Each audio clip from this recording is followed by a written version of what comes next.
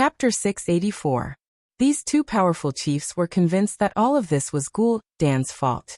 On the main road of Draenor, the plains that were originally covered with trees and vegetation had become lifeless. The trees that were once full of vitality had all withered, and the sky that was originally blue had now become as red as blood. All of this was because of those warlocks, and their endless thirst for power. Not only that, they had destroyed Draenor, but Gul'dan was the mastermind behind all of this.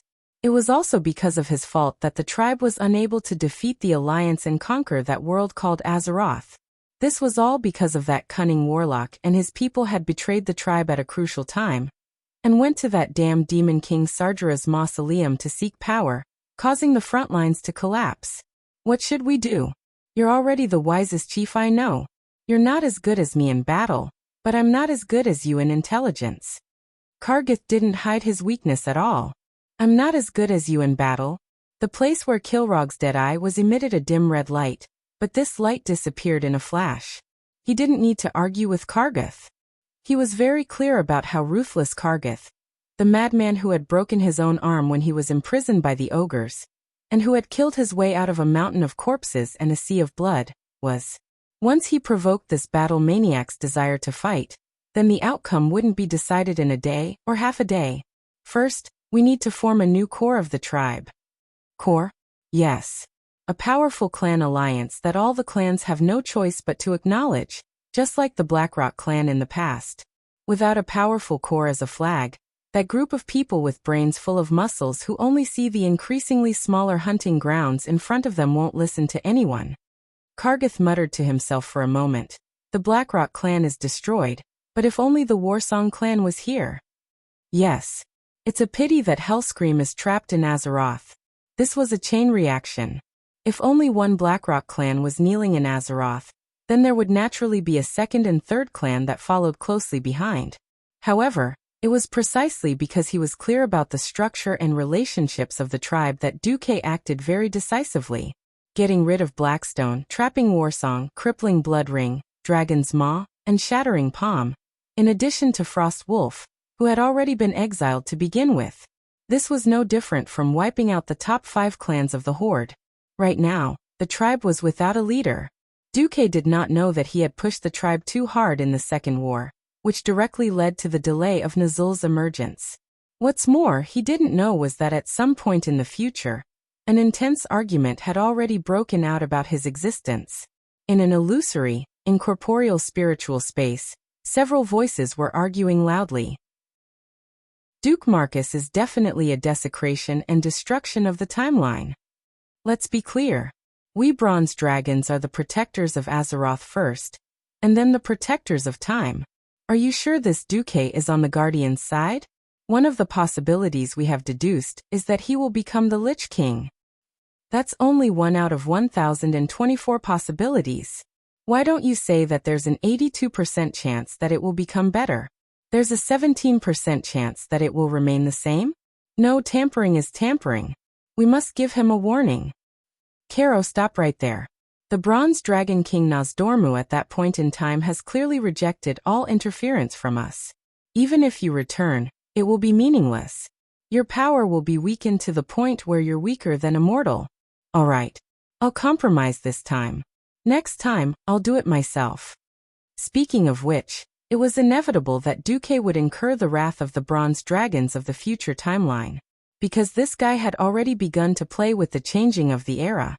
If the previous Azeroth was said to have a typical medieval worldview and magic, then now Duque was single-handedly pushing Stormwind City and Iron Furnace Castle from the Middle Ages to the Renaissance. In fact, Duque really wanted to push Azeroth to the Industrial Revolution in a short period of time. Unfortunately, the 3 dwarven races that represented the highest technology in Azeroth, dwarves, gnomes, and goblins, had all chosen the wrong technological talents. It was not an easy task to retract all of their unreliable ideas of seeking death. At first, Duque wanted to promote the use of rifles in the human army. Unfortunately, the level of firearms in this world was currently at the level of those that use solid bullets. Not only was the barrel thick, it could not fire continuously at all, and it could easily explode. When the enemy was charging, arrows could generally be shot 3 times, but this time was only enough for one shot from the gun. Even something like a 3-shot shot was not enough to make up for this substantial firepower deficiency. So Duque had to continue playing with shields and spears in the front row and spear throwers in the middle row. The only big change was that Duque had introduced the dwarven mortars.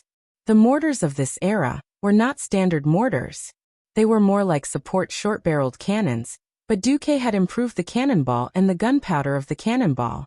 The original solid cannonball was replaced with hollow iron balls filled with iron pellets to increase the destructive power of scattering.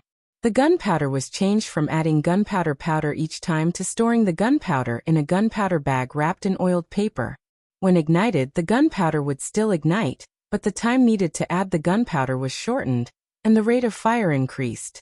Duque began to train the mortars. After all, this could increase the firepower of the soldiers in short-range firepower support. Standing at the shooting range of the Overwatch fort, watching Duque's mortar team fire shells at a rate of 2 per minute. Each shell could accurately blast more than 10 armored scarecrows into pieces. The high-ranking officials of the Alliance were speechless.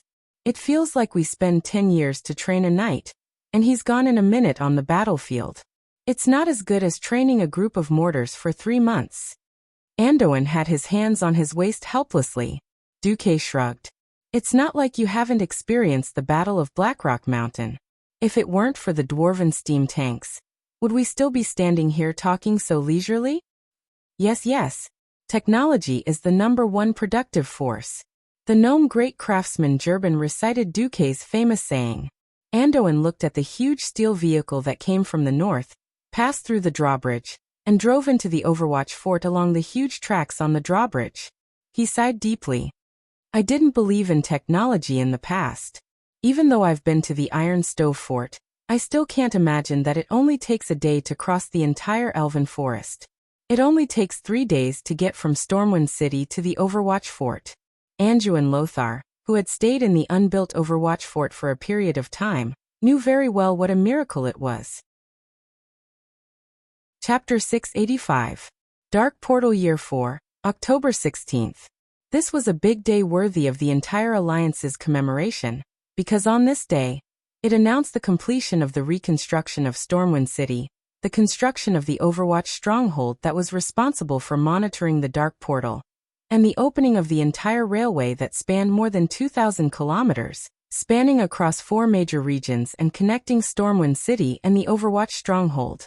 Using 2 years to create so many things, not to mention the amount of manpower and resources used, just this short period of time was enough to shock the entire Alliance. Impossible. Tyrenas almost fell off his throne. No way. I've only just finished rebuilding the inner city. Salas, whose home had also been demolished, looked at his Riptide castle, which was now a size smaller, and smiled bitterly. What was even funnier was that after Gilneas broke away from the Alliance, King Xeon Greymane acted as if he was possessed. He was worried that the alliance of almost 10 kingdoms would interfere with Gilneas' internal affairs. Since last year, they had given up on the southern part of Silverpine Forest and started building the Greymane Wall along the terrain. Xeon's method was similar to Thoradin the Great's construction of the Thoradin Wall to ensure the safety of the Earthy Highlands. However, it was infuriating to compare oneself to another. Gilneas had only just finished building a wall, but it was already announced that both cities had been completed at the same time. Old Jean's face was slapped so hard that it was bright red. That's impossible. How did Duque do it? Xeon cursed from his throne. I heard that he boldly used goblins to help him, and even pulled over a lot of giant arcane puppets. Gnomes. Arcane puppet?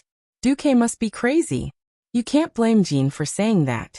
Almost all of the intelligent races on the continent didn't have a good impression of the gnomes. They only knew how to destroy things without building anything. No matter where they went, they would create a foul atmosphere. However, it also depended on how it was used. No matter how unreliable the gnomes were, there were a few things that allowed the gnomes to be at the forefront of the world. The first was the goblin lumberjack. These gigantic robots were as tall as 2 people. Even though their terrible fuel engines produced ear-piercing noises all day long, and they constantly produced pungent smoke, the efficiency of the goblin lumberjacks was far above all other races. Even the thick-shouldered orc laborers couldn't compare to these robots that had sawtooth circular chainsaws installed on their arms. The second was goblin gunpowder. Don't think that the goblins were a bunch of fellows who were adept at using gunpowder and shouting, "Explosions are art." Another way to use the goblins was to use them to blow up mountains. The ground of the elven forest was mostly flat. After laying gravel and wooden ties, the rails would be very stable. Starting from the Red Ridge Mountain, it was no longer possible. The rugged Red Ridge Mountains originally only had a narrow, winding path. To get the trains through, it must be widened. When Duque chanted the mysterious spell that had always been effective against the gnomes, "Dollar coin. I'll give you a lot of gold coins." Afterwards, countless goblins' eyes turned red as they howled and charged up the mountain with explosives. The continuous explosions could even be heard dozens of kilometers away in the East Cove lumberjacks. The crazy goblins blew up rocks and themselves into the sky. Within 3 months, they blew up the canyon near the triangular intersection into a basin and turned the natural moat into a passageway. According to the original agreement, after the completion of the project, Duque would pay more than 15 million gold coins for the cost of blowing up the mountain. Every big boss in the Alliance was shocked to hear this amount of money. However, one night, half a month before the project was completed, an accident happened. For some reason, a rumor was leaked that the Red Dragon Queen Alexstrasza had helped to eliminate a big demon in the Blasted Lands. As a reward for the Red Dragon army agreeing to leave a small team of red dragons in the Blasted Lands, Duque prepared a sum of up to 1 million gold coins for the queen. That night, a few groups of goblins risked their lives to sneak into the queen's temporary cave in an attempt to steal the gold coins. In the end, the queen was furious and went on a rampage. She killed nearly 1,000 goblins at the campsite and burned them all. F***CK. In the spirit of a fair and just contract, I invited you to work for me. But you came to steal the money of the Alliance's most important ally. I'm hiring workers, not thieves and swindlers. Duque waved his hand and told the goblins to scram. At first, the goblins wanted to argue and ask if they could get half of their wages, but Alexstrasza, who was beside them, shouted, "Scram. If you talk any more nonsense, I'll burn down your hidden treasure bay." If one had to ask what was the difference between a goblin boss and a normal goblin boss, it would be that the goblins had some brains. They knew that the goblins couldn't afford to offend the Red Dragon. If they had to blame someone, they could only blame themselves for not controlling their brainless subordinates to steal the Red Dragon Queen's treasure. The queen unleashed a wave of dragon might, and the goblins ran away in fear. Then, they didn't even have to pay the 15 million gold coins. A few big bosses in the Alliance turned around and wondered if Duque had purposely blackmailed the goblins. That's right. He did it on purpose. The goblins were a race that only cared about money. As for moral integrity, they would sell it for money. They could work for the beast men, the dragons, or the fire elementals. Whoever offered the highest price, they could sell off their previous employer in the next second. Last year, Dallin had taken the fleet of Stormwind and the fleets of the 2 countries to Hidden Treasure Bay to cause trouble for the goblins. The goblins had to cede territory and pay reparations. They had to hand over almost all of their warships. This year, they finally had a big deal. The goblins had used up almost all of their gunpowder stocks. Who knew that apart from the 1 million gold coins down, they wouldn't receive anything more? The goblins were furious and aggrieved. Although they had doubled the price of the cheap gunpowder and added a 0 at the end, they still felt that Duque had cheated them. This time, they had been cheated by Duque. Yes, Duque had indeed cheated them. So what? Duque would never let these bastards join the Alliance. Moreover, in the original history, the goblins were on the Horde's side. After using them, he would kick them away. Moreover, the entire Alliance was cheering. The last key to quickly building Stormwind City and the Watchtower was the arcane puppets. These humanoid puppets, which were over 5 meters tall, were not rare. They could be seen everywhere on the streets of Silvermoon City. The puppets only needed a mage apprentice to control, and were quite useful. They worked without complaint and could easily lift 10-ton boulders. Arcane puppets were the ones who built the core of the sturdiest outer wall of the Watchtower. They carried the cut boulders and stacked them up one by one. A single puppet could do the work of hundreds of people for a day. Chapter 686. Unfortunately, there was a serious problem with the arcane puppet. It consumed a lot of mana. A magical jade could only allow it to work for an hour. According to the Daligen's calculations, this meant that the cost of using an arcane puppet for an hour was more than 100 gold coins. In the eyes of the allies, how was this building a city? It was like piling up gold coins on the ground and melting them. If it wasn't for Duque's confidence when the door of darkness closed, and the possibility that it would reopen within 2 years, the big shots of the Alliance wouldn't even be willing to fork out so few people, not to mention the 5 million gold coins that they volunteered after seeing the scale of the project. However, seeing that Duque was the only one paying, no one dared to ask where the 5 million went and what it was used for. Anyway, all the ministers swore that if it were them, considering the harsh geological conditions and the serious supply and manpower problems, the 5 million would only be enough to build the walls of the watchtower. Barbicans, turrets, arrow towers, and the outer bastions were all out of the question, not to mention building a train station inside. Who could be like Duque, rebuilding 2 cities in one go and building a complete high-speed supply line? King Lang stood beside Duque. Now that the watchtower is built, you can breathe a sigh of relief, right? Duque nodded. You can say that. Anduin was more concerned about another problem. What if the tribe doesn't come in 2 years? I'm 90% sure that they will come. If they really don't come, I'll just let the Marcus family guard this place for generations. Duque pursed his lips. He didn't believe that the Burning Legion could wait that long. You're really willing. You're only 19 years old this year. For Azeroth. As Duque spoke calmly, the moral integrity he inherited from Alonso's fail began to echo with Duque's will, causing his body to emit a faint holy golden light. That was the will of a saint, and also the will of a hero. It was as if the young Duque's soul had sublimated because of this sentence. For a moment, everyone around was filled with respect for Duque's words.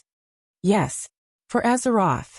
Lang and Anduin stretched out their right hands in unison with their palms facing down, and the back of their hands facing the sky. They stacked their hands together, and looked at the crowd at the same time. For Azeroth. The bronze-bearded dwarf King Magni was relatively short, and he directly grabbed the hands of the great dwarf craftsman Jurbin and his kinsman Kidron. For Azeroth. Dalen and Salas smiled and put their hands on it. We are all doing this for Azeroth. Antonidas and Tarinas placed their oldest palms on the highest point. The war was over, but a new war was bound to come.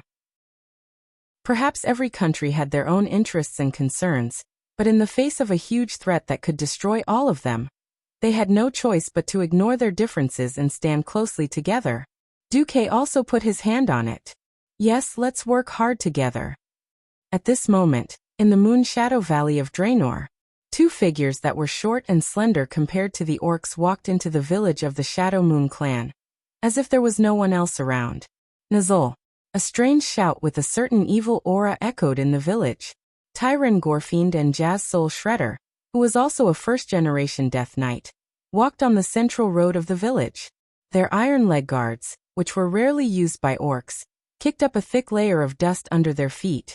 The curious orc villagers poked their heads out of the simple doors and windows of their houses to see what was going on. When they met the strange red eyes of the intruders, everyone felt a chill that seeped into their souls, and everyone was scared back.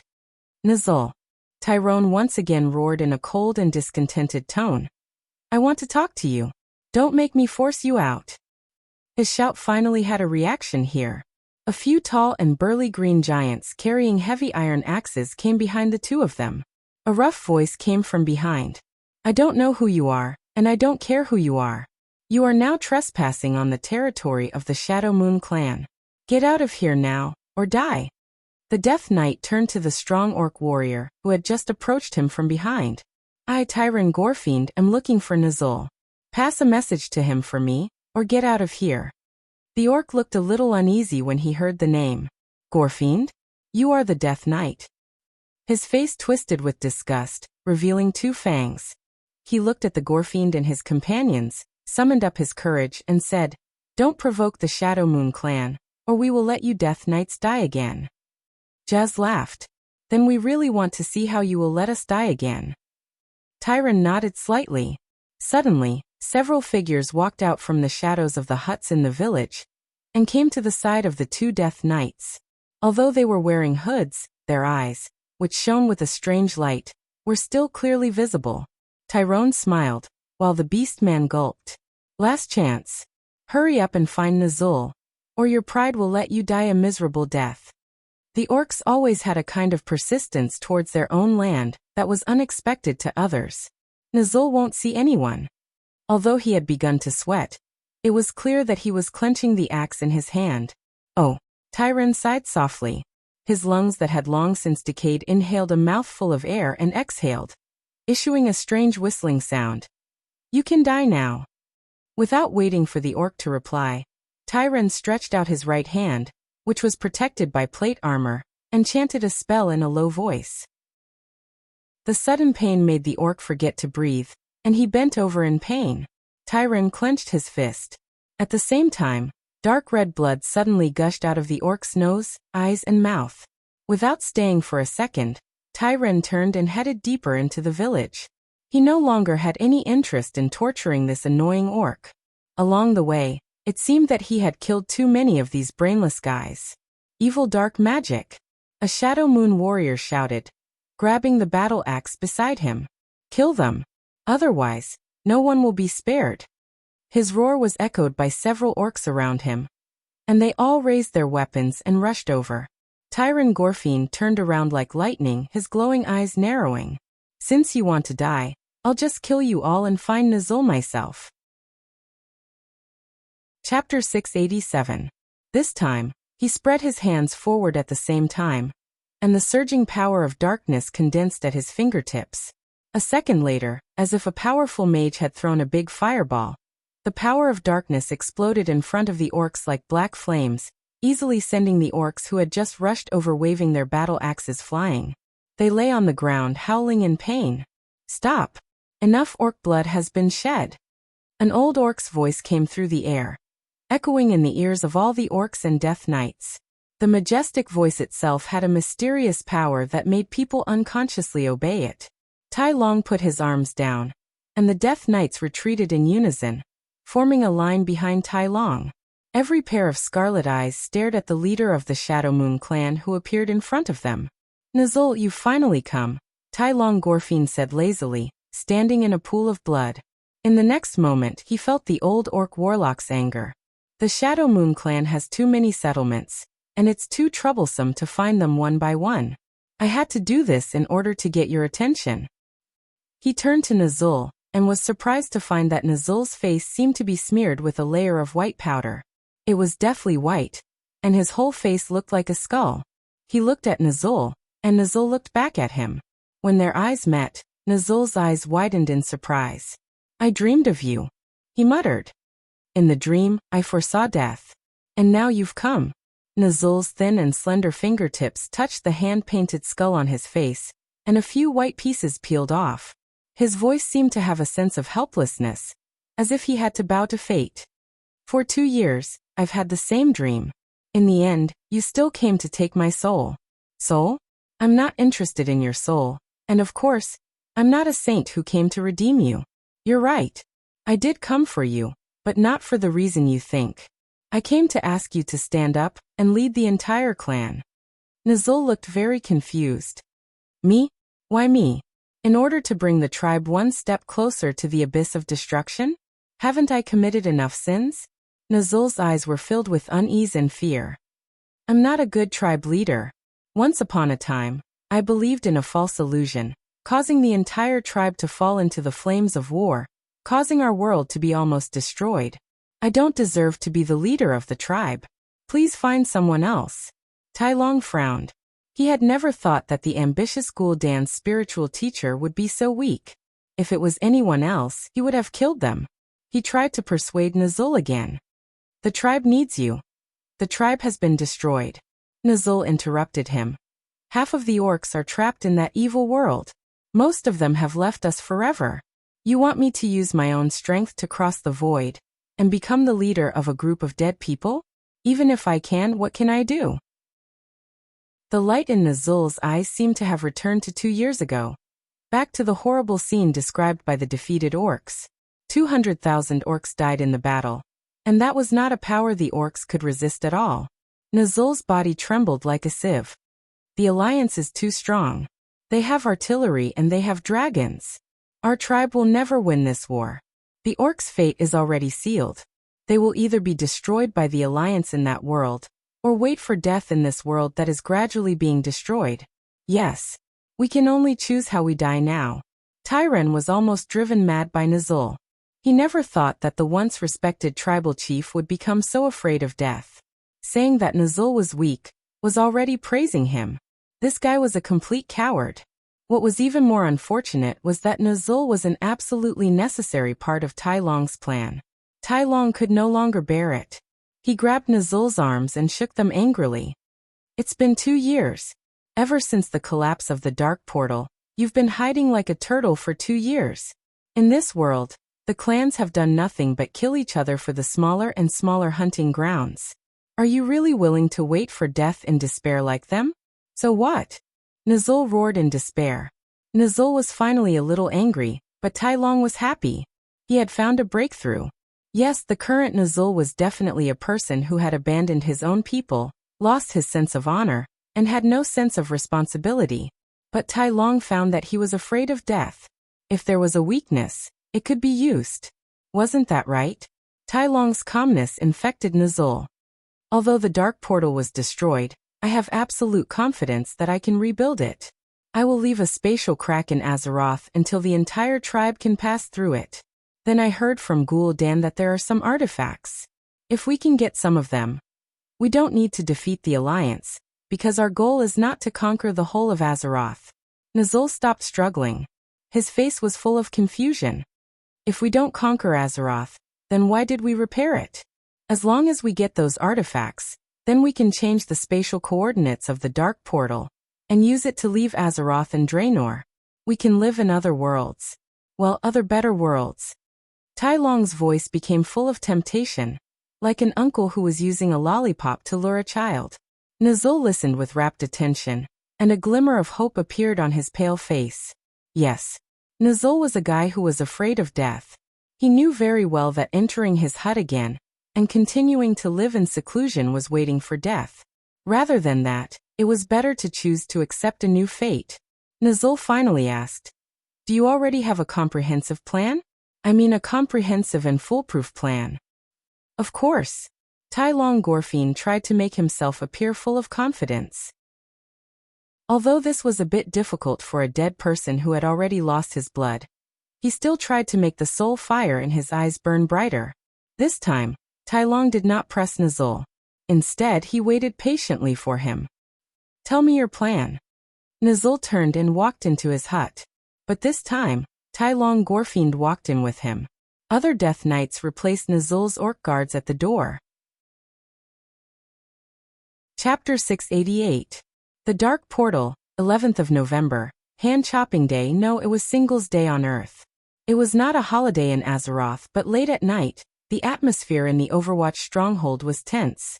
It was not just the Overwatch stronghold. Almost every sentry tower near the Dark Portal was on high alert. All the soldiers would take shifts every 2 hours. "Hey, Corporal, wake up. It's level 1 combat readiness. Do you hear me?" Below the sentry tower, an Alliance officer on horseback woke up the soldiers who were dozing off. Corporal Randall laughed.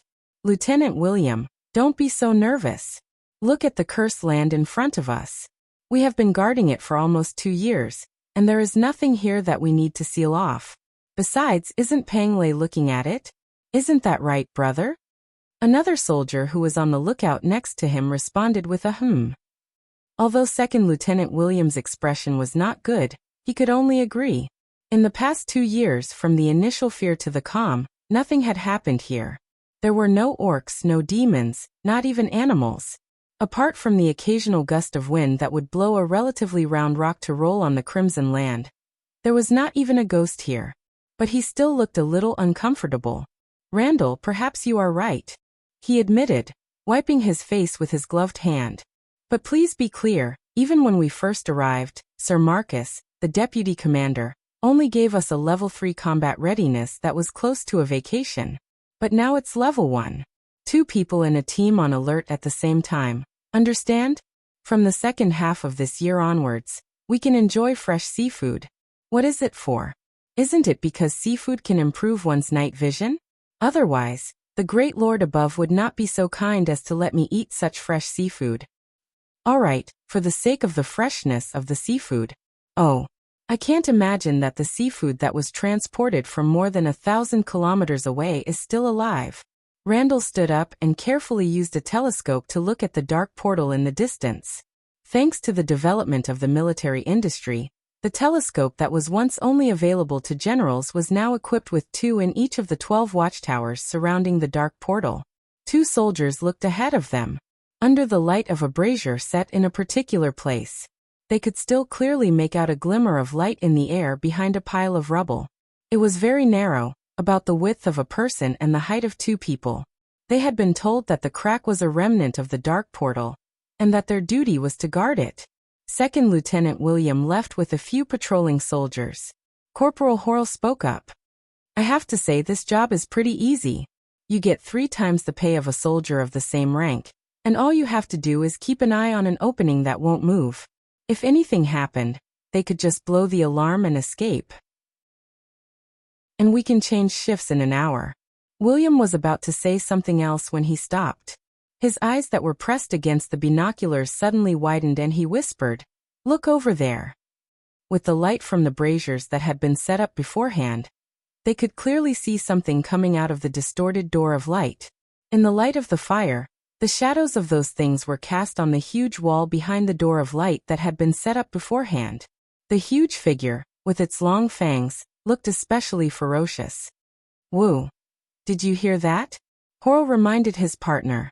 At the same time, the green-skinned giants revealed their true faces in their field of vision. "Damn it! That's Taraja's signal. We're not seeing things. It's really the Horde. Those evil green-skinned creatures are coming." William lunged at the horn hanging on the wooden sentry tower behind him. Woo! A bugle sounded.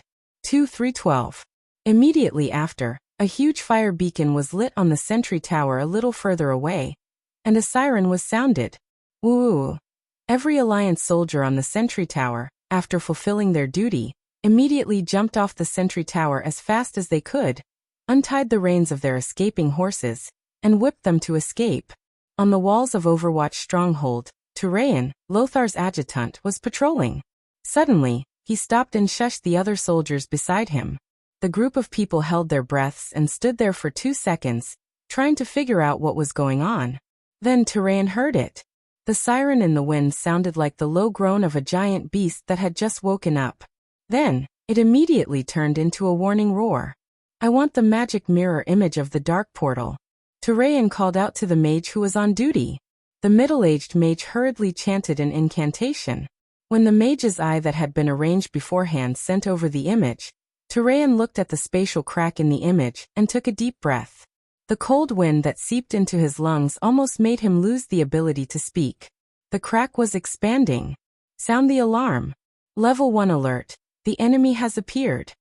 He waved his arms in excitement, calling out to the guard on the clock tower. But the young guard was obviously a new recruit, and he actually froze in place out of fear. "For the sake of the holy light, don't F** King Daydream at this time." Turayan could not hold it in any longer. He immediately pulled out the hammer at his waist and threw a Hammer of Wrath at the huge alarm. Hammer of Wrath did not have any special effect on creatures or inanimate objects that were in perfect condition, but as one of the few long-range attacks of a paladin, it was more or less the same as being hit by a hammer. Dang! The loud noise finally woke the guard up. He suddenly mustered all his courage and shook the hemp rope that connected the large bell like a madman. Dang! Dang! Dang! The bell of war rang. At the side of the command room of the watch fort, Anduin, who was in a light sleep, suddenly opened his eyes. His 2 attendants jumped up at once and hastily tied the armor that they had prepared for their commander. When Anduin Lothar came to the command room fully armed, he found that his adjutant Turayan, Danath Trollbane, Muradin Bronzebeard, Haas, and the mage representative Krasis and a large group of people were all there. Report the situation. Turayan looked towards the west with eyes full of admiration. That was the direction of Karazhan. Deputy Commander Marcus' prediction is completely correct. The Horde is here. The latest news from the bandits of MI7 is that there are confirmed Death Knights and more than 2,000 Horde warriors. The preliminary judgment is. Listening to Turayan's report, everyone thought that the completion of the Overwatch stronghold was really timely. Chapter 689. In the cold night, the Horde warriors who had rushed out of the dark portal heard William's horn and tried to kill the Alliance guards on sentry duty, but it was too late. Yes, they had the numbers. Unfortunately, when they rushed to the tower, they stepped on something strange. It felt like a hard iron plate. The next moment, the iron plate under their feet suddenly exploded. The exploding pig iron easily tore their bodies apart. The orcs who rushed at the front immediately fell into a pool of blood. It was late at night, and darkness covered the entire cursed land. The orc warriors could not see their enemies. Just as they were still walking around the dark portal, looking for the human sentries who had escaped, a few muffled sounds came from the darkness. Then a dazzling light shot into the air and slowly floated down, exposing all the orcs near the dark portal to the light. The human thieves in the darkness could clearly see the orc warriors and death knights coming out of the newly expanded crack. But the thieves did not take any further action, allowing the orc tribe to control the dark portal on the side of Azeroth. Just 10 minutes later, Karazhan received a message. The one who received the magic message was Jaina, who was on duty for the second half of the night. Magic messages were also a part of magic. Even mages could not receive magic messages in their sleep, because dreams were Izira's domain. And whether Duque was asleep or not, he refused all magic messages at night. If they wanted to find Duque, they could only send a message through the mages on duty in Karazhan. Jaina rubbed her eyebrows with her slender hands. Even if I'm still a girl, staying up late is still the enemy of beauty. Jaina tilted her head and looked at herself in the mirror. Well, at 15 years old, she was even more beautiful. Her brilliant golden hair cascaded down her shoulders like a waterfall. Her beautiful oval face had a mysterious aura, and it seemed that as her magic increased, her breasts became more prominent. Jaina knew very well how tempting she was. It's a pity that my horrible teacher only orders me around like an apprentice. Jaina spat harshly before standing up and walking out of the library. She quickly climbed the 3-story spiral staircase and headed for Duque's bedroom on the top floor of the Magus Tower. Before she reached the door, the voice that drifted out from the crack of the door made Jaina's cheeks burn. Ah. I can't take it anymore. Duque's godly sword is too mighty. I can't take it anymore. Go look for Sasha. This was the voice of Aurelia, the eldest sister of the Windrunner family, who usually appeared to be noble and elegant. Sasha is sleeping soundly. Please do not disturb her. This weak voice naturally came from his third sister, Sasha. Ah. Little Gianna is outside. She must have something important to do. Aurelia tried to divert Duque's attention. Since she had been exposed, Jaina could only brace herself and knock on the door. Knock knock.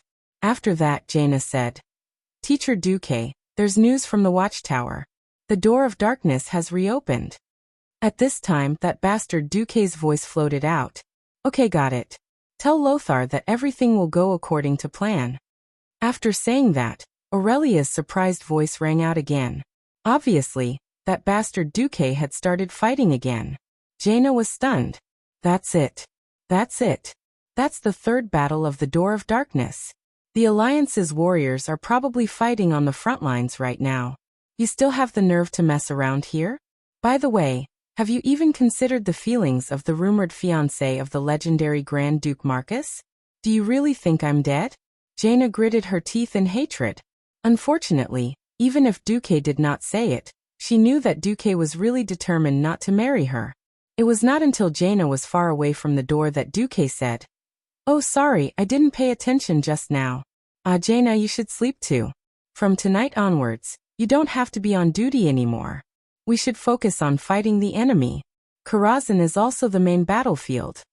This is also the main battlefield? Who is the enemy? Jaina was a smart girl. She was also quite aware of the big picture. It was precisely because of this characteristic that she was fooled by Duque. She diverted her attention from the small problem that Duque did not want her and chose the Windrunner sisters. She had been with Duque for almost 2 years. Although she was a magic apprentice, she grew very quickly. Not only did she advance from the earth level to the sky level as a mage, but she also became a commander. Everything that Duque had done in the past 2 years made Jaina extremely curious. No, it should be said that everything that Duque did aroused Jaina's curiosity. Whether it was the seemingly unconstrained and self-contained planned economic system that operated perfectly, or the long supply line that seemed to exist to prove Duque's foresight time and time again. It all proved that everything that Duque did had a clear goal, and the things that he worried about would definitely come true.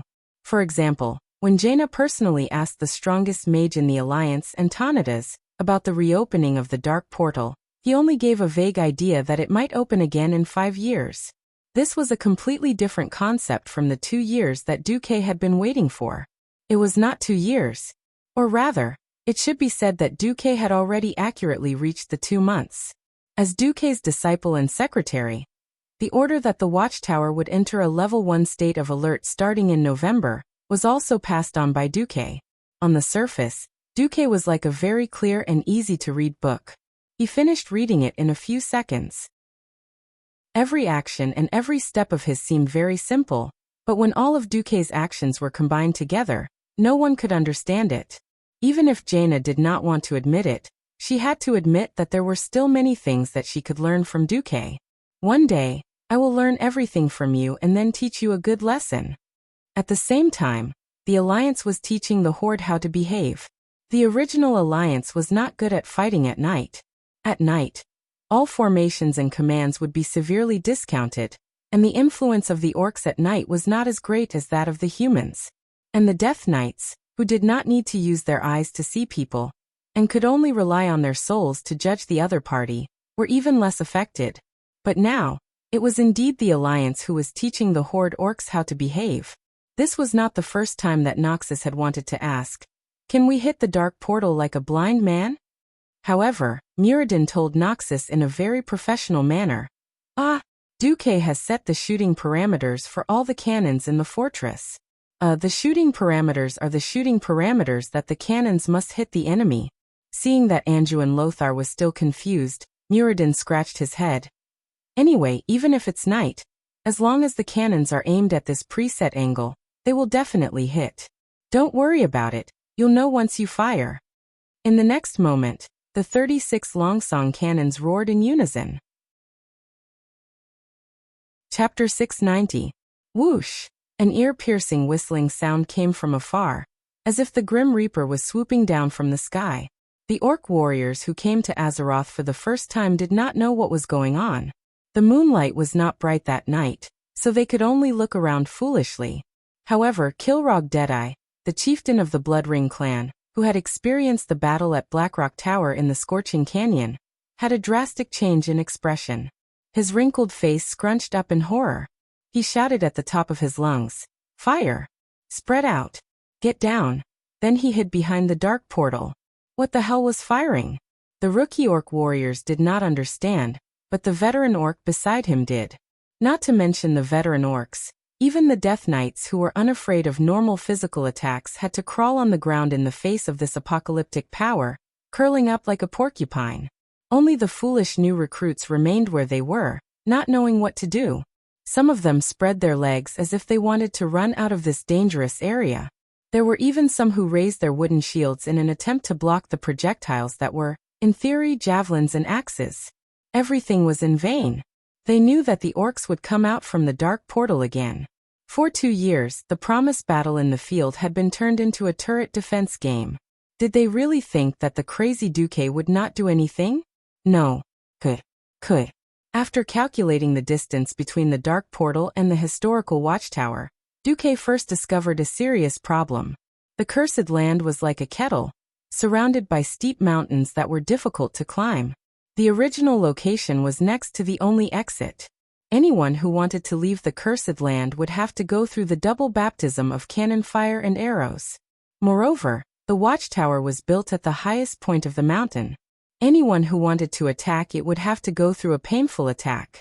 It seemed good, but the original location of the watchtower was too far from the dark portal. So far that the cannon fire of this era could not reach it. This was an absolute disadvantage. Duque also understood that using magic near the dark portal was suicidal. Once the chaotic magic energy affected the cracks in space, both sides would be doomed. Therefore, Duque's response was to expand the watchtower. It turned out that the historical Overwatch stronghold only had a single layer of walls. Moreover, when Nazul led the orcs through the dark portal for the second time, the Overwatch stronghold was only the lowest level of stone castles. It was not the complete structure that was 30 years later. Duque had used the arcane puppet to speed up and change everything. The watch fortress in this world was at least 10 times larger than before. Furthermore, it had 3 concentric circles with 3 layers of walls.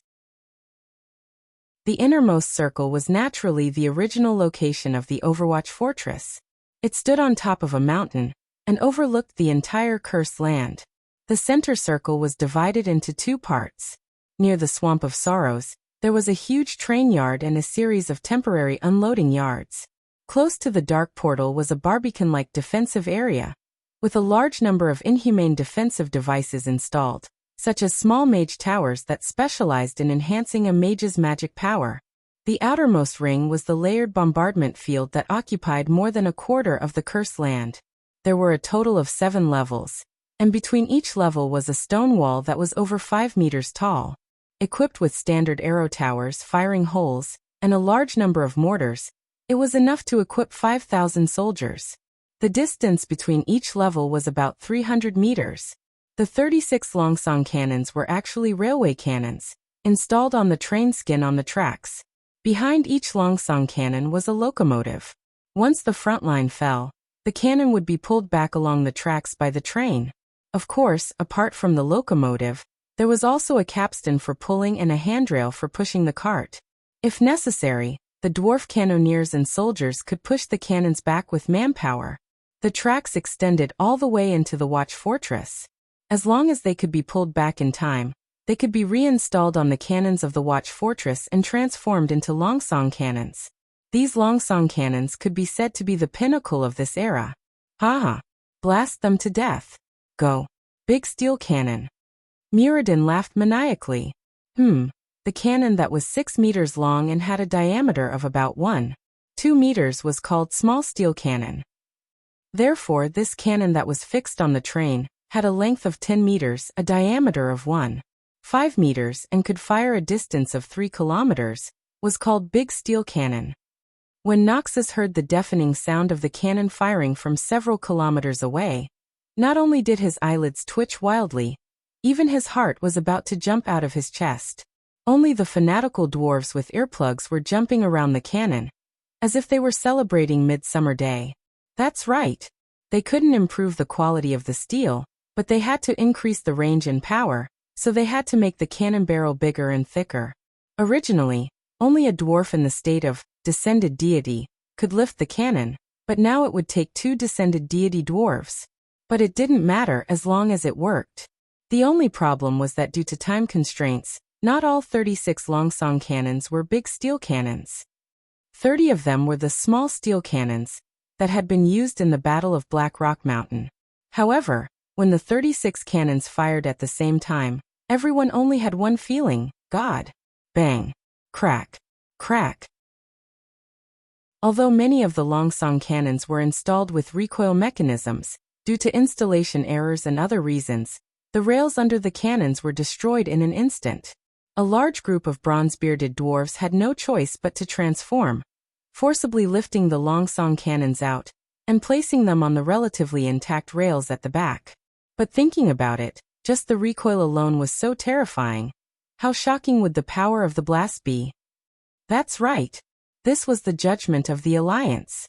This was the roar of the Grim Reaper. This was the arrival of the apocalypse. More than 80% of the 5,000 tribal elites that came out of the Door of Darkness flew into the sky immediately. Of course, the orcs and death knights couldn't fly. In the form of corpses, they were blasted hundreds of meters into the air. exploding into thousands of flesh and bone parts, and then scattered irregularly over an area of several square kilometers. Not being blasted into the sky didn't mean that they were spared death. Many orcs that were slightly further away from the Door of Darkness were hit by the indescribably huge impact, and their internal organs were shattered, blood spurting out of their mouths and noses as they died. Only those who were truly far enough away, or like Kilrog, hid behind the Door of Darkness. Those who were lucky enough to escape death didn't have it easy either. Many people felt that the world was silent, and no matter how much they screamed, they couldn't hear any echo, because they were deaf. Looking at the orc vanguard that was completely annihilated by a round of cannon fire, Nazul, who had sacrificed the Void Demon in exchange for an extremely strong defense, was so scared that he peed his pants.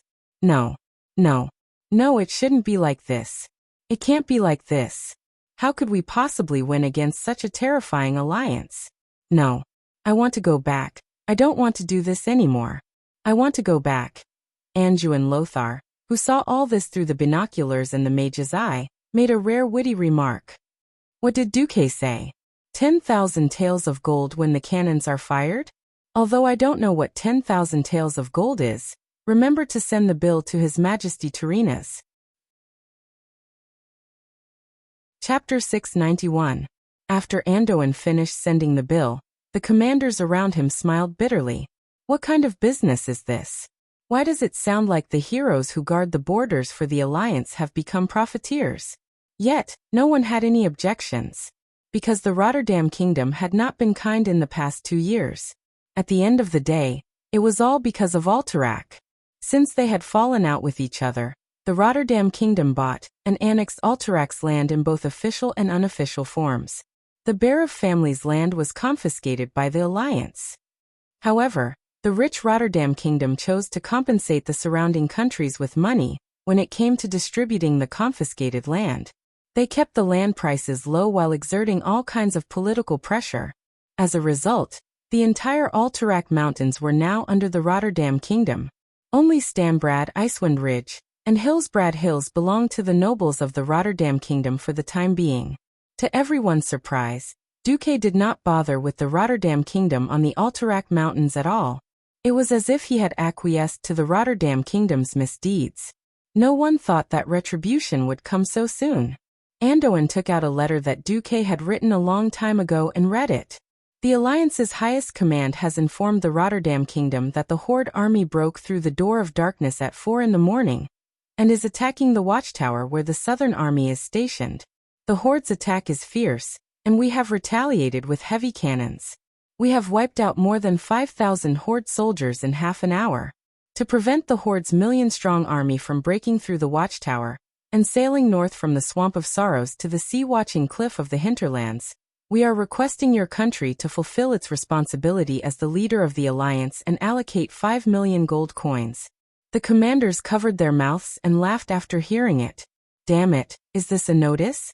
This is clearly a blackmail letter. Clearly telling the Rotterdam Kingdom that the war has started, and this place is too far away from you. You don't have to send troops, but you have to give me double the money. Otherwise, don't blame me for not having the money to buy cannons. Geographically speaking, the Alliance was not weak at all, because even if the Overwatch stronghold fell, there was still the newly established Riedridge Mountain stronghold at the front line of the Riedridge Mountain. Ryan personally led 70% of the Stormwind Kingdom's military forces, in addition to Reginald Windsor's Duke Private Army, which totaled to 120,000 soldiers. Someone asked if the Horde would attack up Wind Trail? The entire Headwind Trail was within the attack range of the Karazhan Mage Tower. In terms of magical defense, Karazhan and the Well of the Sun had the same level of defense at this time. They were even stronger than the Dalajan and Silvery Moon City. Hence, the biggest possibility of the fall of the Watchtower was what Anduin had said just now. The tribe would cross the sea and attack the hinterlands. If that was the case, who would be the one kneeling? It was either Rotterdam or Kuelsalis. In fact, when Tyreenus was woken up in the middle of the night, he was very upset. But when he saw the orc limbs flying in the air and the magic mirror, he was silent for a long time. That's right. The Horde was back. Looking at the map that Anduin had attached, and judging from the tribe's battle flags, Tyrrhena's could feel his stomach hurting. There were nearly 10 first-class tribes and clans written on it. Knowing that it was Duque who was robbing them, Tyrrhena's could only pinch his nose and accept it. Of course, the most infuriating thing was Duque's reminder. We will definitely attack the horde at the watchtower, but please be careful. According to the information provided by the Alliance's captives, the Alliance Command believes that the Warsong clan in the Tirisful Woodland and the Frostwolf clan in the Alterac Mountains, a first-class clan, will respond to the horde's attack. Seeing this, Tyrrhena's had the urge to jump into Lake Lordamir. F***CK, the Warsong clan had not been completely wiped out after 2 years.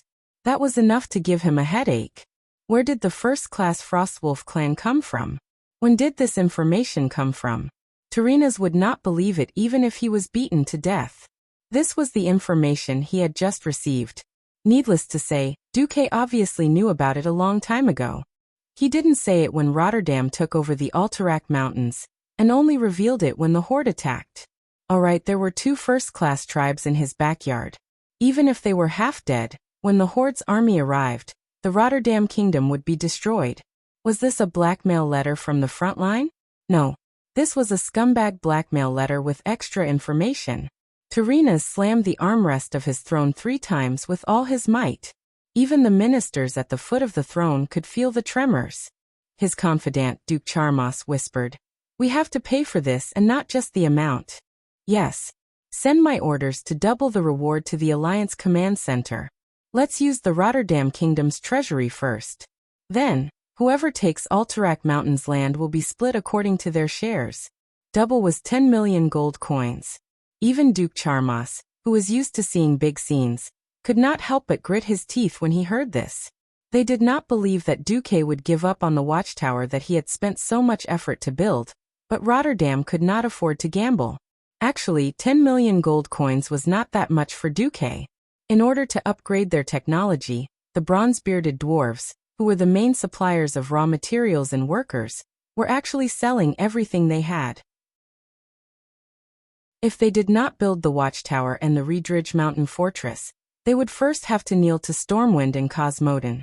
Duque was a kind person. Since the bronze-bearded dwarves were so determined to support Stormwind, how could Duque let Magni suffer losses?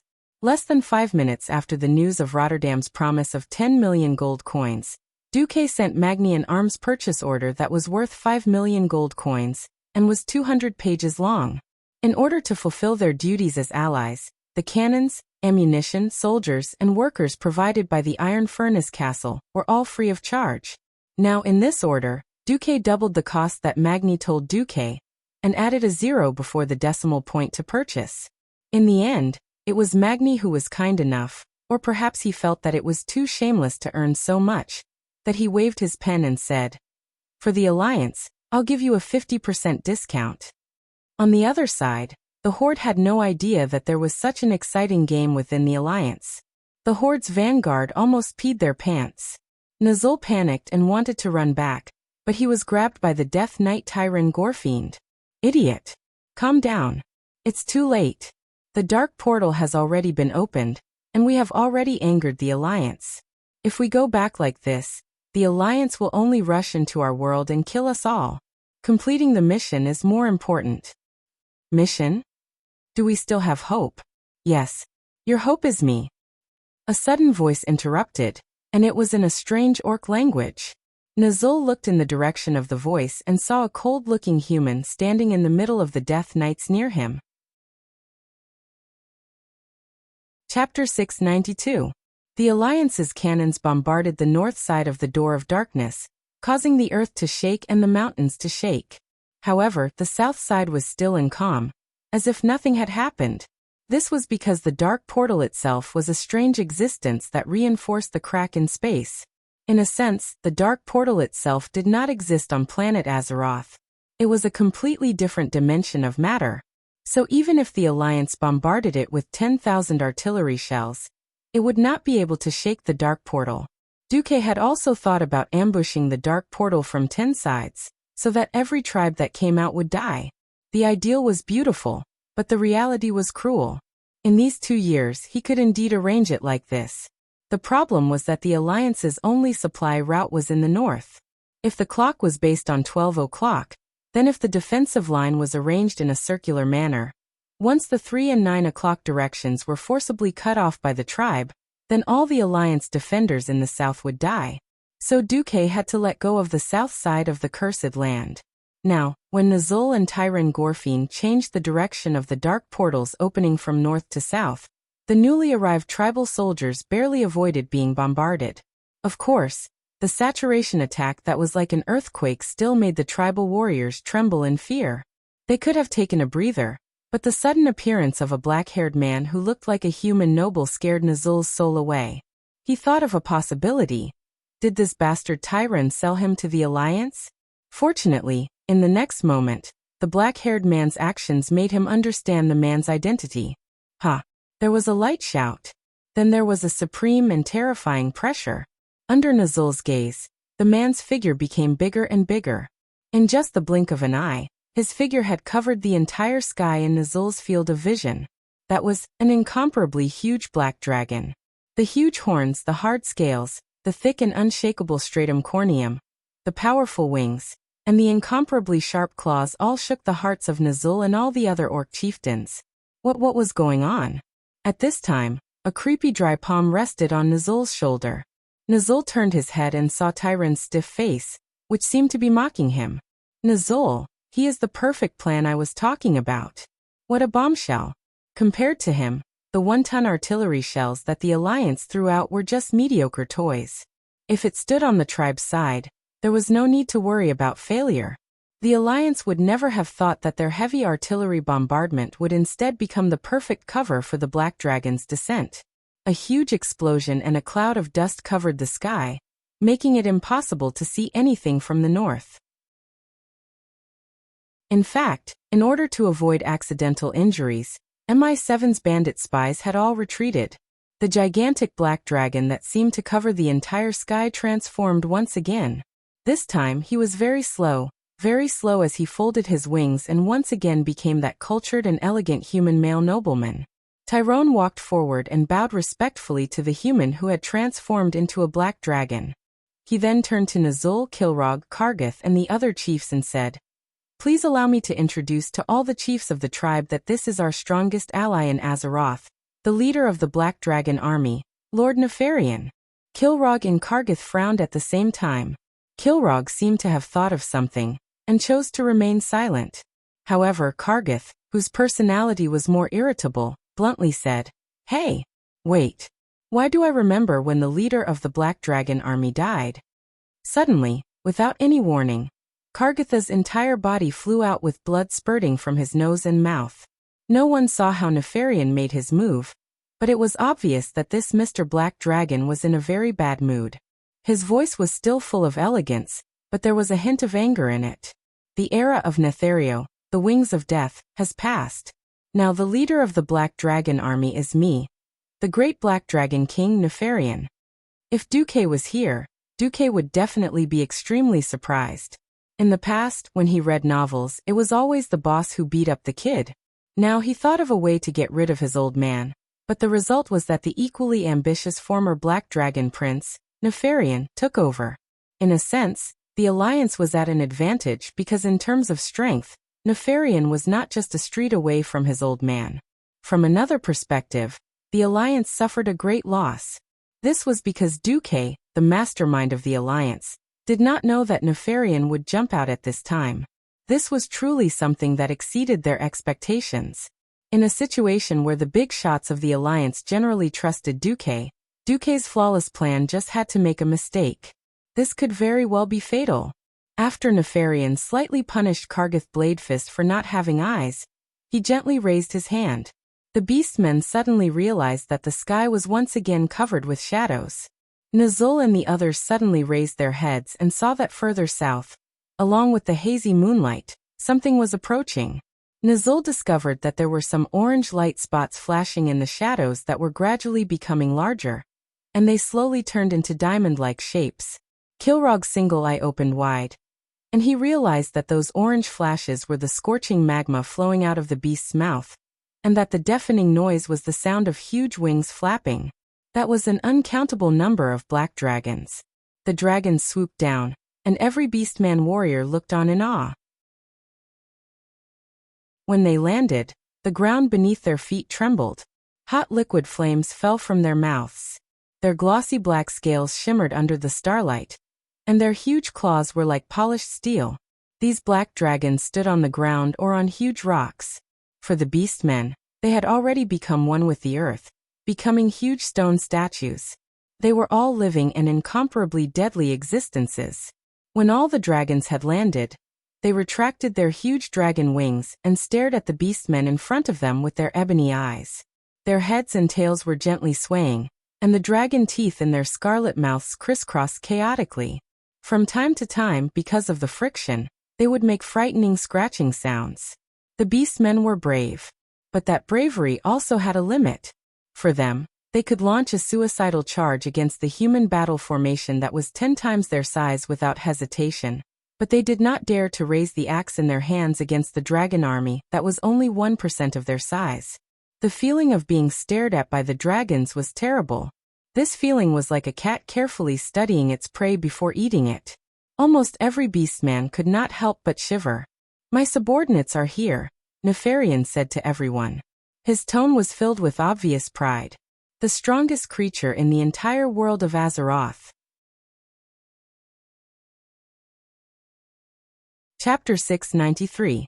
Nefarian said loudly that dragons were the strongest creatures in Azeroth.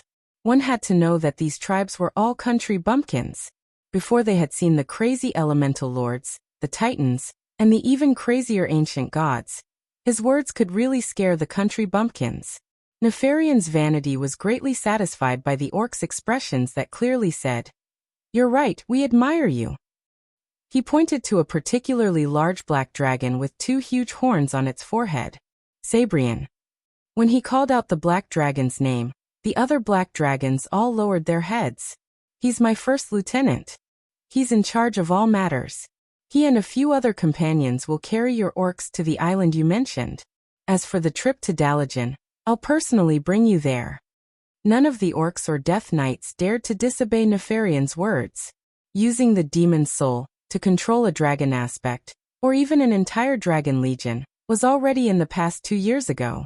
If grass could grow on Zuluhid's grave, it would be at least a foot tall. In fact, the corpse of the former Dragon Maw chief was pushed into the middle of the scorching canyon, along with the remains of the 200,000 orcs by the Alliance's logistics team. It was the lava fissure that the giant fire elemental Baron Geddon had emerged from. The orcs only quietly sensed and feared the power contained in every simple word of the giant dragon king that had taken human form. They watched curiously and attentively as Nefarian bypassed their new chief, and directly gave orders to each of the chiefs. Compared to his father, the former Black Dragon Prince, the current Black Dragon King Nefarian seemed to know more about the way of commanding his subordinates. Blindly pressuring them would not be able to exchange for loyalty. Even so-called obedience would be greatly reduced. Nefarian's masculine lips curled up slightly. He spoke again. "Of course, I have no intention of becoming your master. Your strong request is an exception.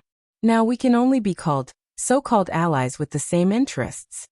His words immediately made the tribal chiefs feel much better. Nefarian's smile became even more mysterious. "You won't be the only opponents of the Alliance.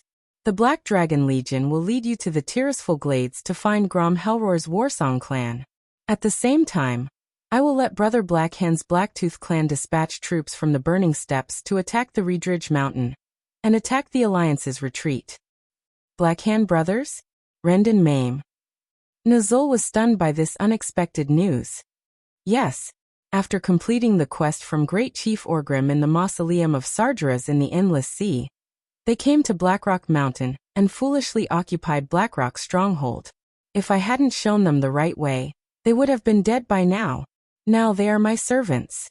Nefarian raised his chin arrogantly. This was definitely great news for the main force of the Horde trapped in the Cursed Lands. After all, there was nothing in the Cursed Lands apart from the red soil that had lost its vitality. Even the supplies had to be transported over from Draenor. Nazul really couldn't imagine what would happen if there were hundreds of thousands of beastmen crowded here. Perhaps the Alliance wouldn't even need to destroy them. They would starve to death here, or kill each other, leading to destruction. However, Nefarian's gift wasn't limited to this. Like a magic trick, he took out an item from his interspatial storage bag. When the tribal chiefs saw this thing under the hazy moonlight, they couldn't help but exclaim in unison. What did they see?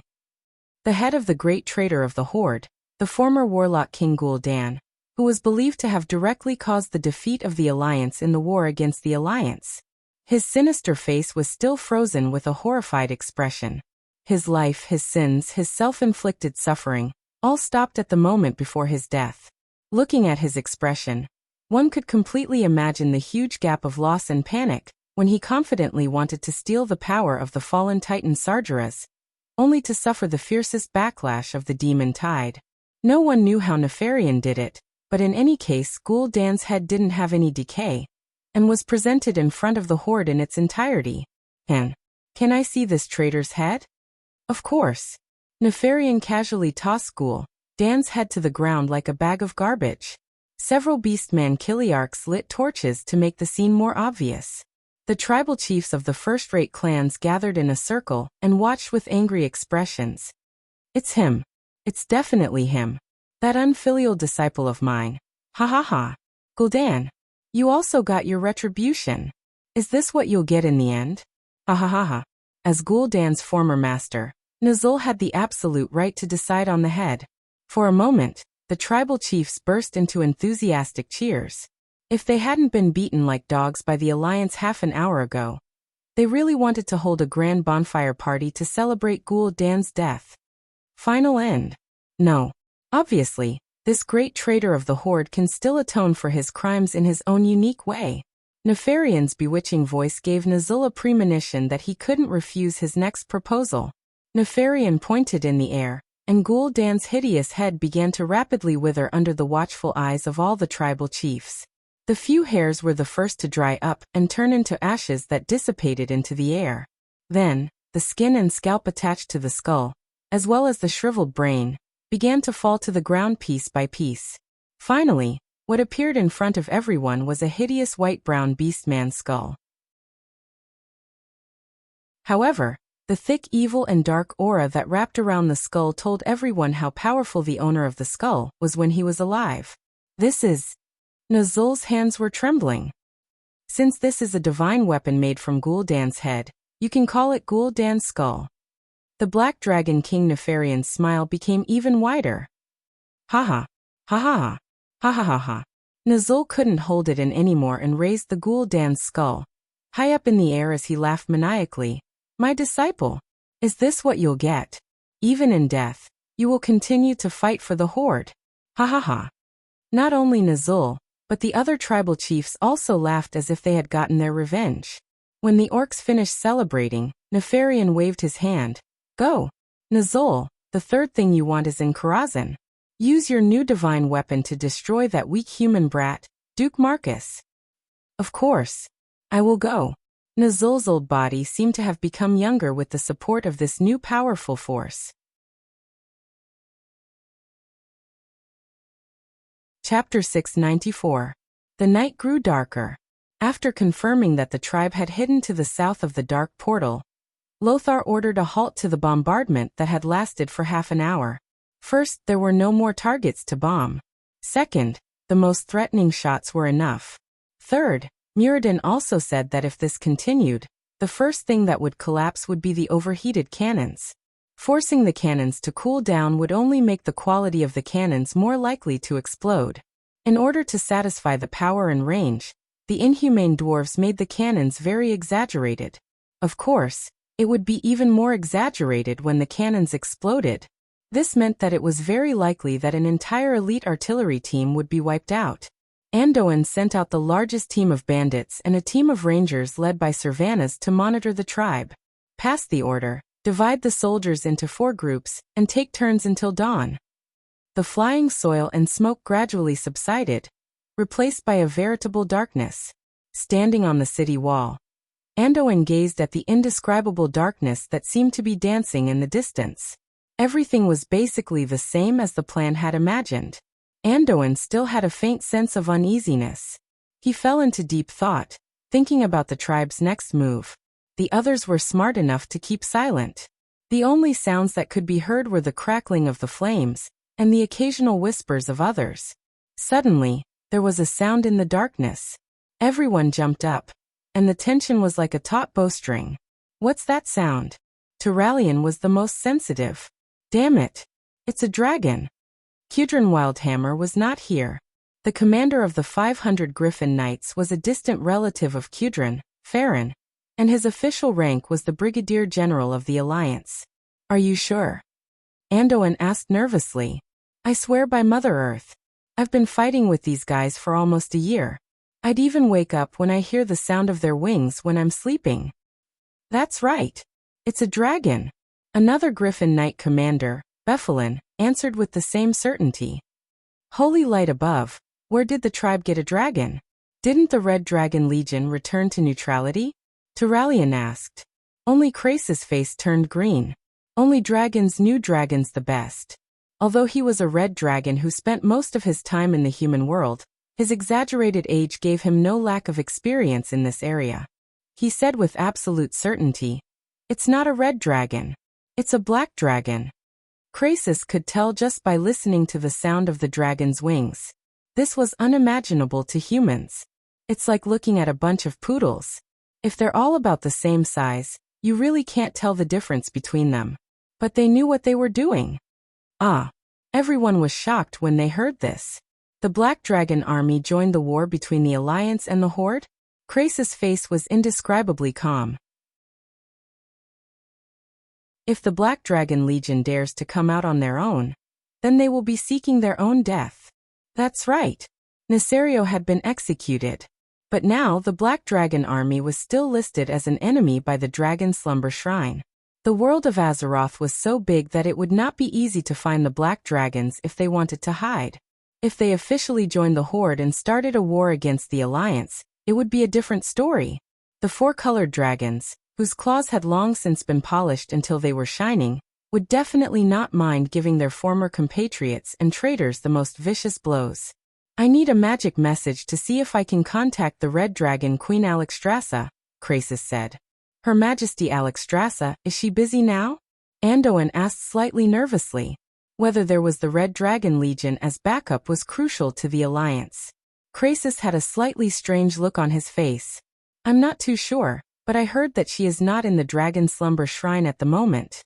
The long night finally passed, and the sky was just beginning to brighten. The big shots of the Alliance were all stunned by the scene in front of them. With the door of darkness in the east and west as the dividing line, the north was full of densely packed shell craters. The south was almost intact because a large number of large and small spatial rifts had appeared on the dividing line, and demonic creatures were constantly coming out of them. The total number of demons was not too many, probably around 1,000. From imps to void demons, from hellhounds to demon guards, they basically included all the types of demons in the middle and lower levels of the Burning Legion.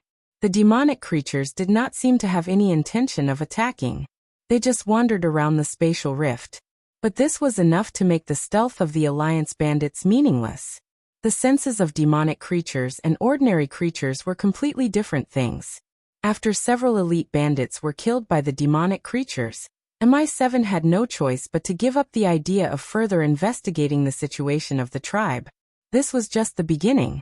The Alliance soon discovered that the tribe had also begun to dig up the terrifying red soil of the cursed land along the dividing line. They piled up the soil into mountains, looking like they were going to make a long wall and confront the Alliance until the end of time. What the hell are those greenskins doing? That night, a sharp wail pierced through the silent Dalajan sky. Antonidas, who was discussing the situation of the tribe and the Alliance with Kale, bats jumped up.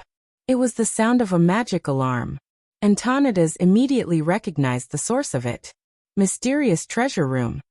He had clearly been warned by Duque, and he had also strengthened the defenses of the treasure room. He did not expect that it would still be invaded. Kalevat's eyes widened. The expression on his face at the moment was filled with surprise and shock, just like his mood. The mysterious treasure room was located in the center of Violet Castle.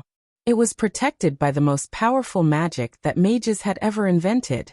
There were many divine artifacts hidden inside, as well as some items that mages could not use but could not risk letting fall into the hands of others, such as magic artifacts. In terms of defense, it was definitely not inferior to Silvermoon City's Sunstrider royal treasury. How is this possible? Kale, that's muttered in his heart.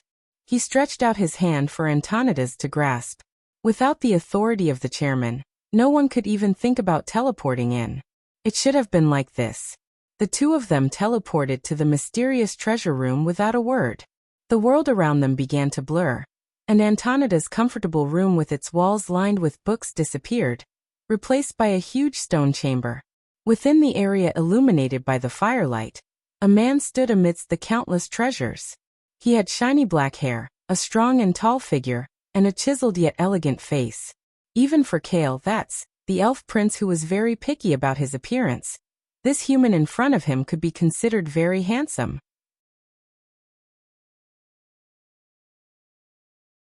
Chapter 695. He wore finely tailored clothes, and an undamaged, gem-studded longsword hung at his side. His face was slightly twisted with contempt. The man brushed his sleeves as if he wanted to wipe something off. Both he and Antonidas saw through the appearance and saw the essence of the man. They both cried out in unison, "Black Dragon! Nethario!" Antonidas could not be blamed for mistaking him for someone else. He could only blame the man in front of him for being almost identical to the former Lord of Pristos. However, unlike the Lord of Pristos, the man in front of him did not conceal his dragon aura at all. No, this was not concealment. This was showing off and showing off. He was younger and more arrogant. The floor and walls of the treasure room were roughly chiseled from the solid rock strata of the earth, and the ceiling was arched. There were no windows in the room, and only one door. Apart from the empty space near the exit, the rest of the room was filled with partitions, boxes, and bookcases, all of which were filled with various treasures. Amidst the dust and those items, a few people stood. Although they were in human form, Antonidas' senses detected the black aura surrounding them. But before they turned around and revealed their shining eyes under their hoods, Antonidas already knew their identities. They were the terrifying existences that once gave the Alliance the most headaches in the Horde. It was unknown whether they should be included in the biological domain, the Death Knights. Now, several Death Knights surrounded the Black Dragon who had transformed into a human man like stars surrounding the moon. This terrible situation made Antonidas, a Breaking Dawn Archmage, panic. Hee. This great existence in front of me is the new king of the Black Dragons, Nefarian. Old man, don't mistake him for someone else. Tyron Gorfiend cackled. Nefarian. Compared to his father, Nesario, Nefarian's reputation was definitely much worse. Kale that's just frowned deeply. Only Antonidas, who had come into contact with countless confidential information, knew that Nefarian had a completely different way of doing things from his father. Rather than saying that Nefarian was a dragon, it would be better to say that he was an absolute anomaly among the dragons.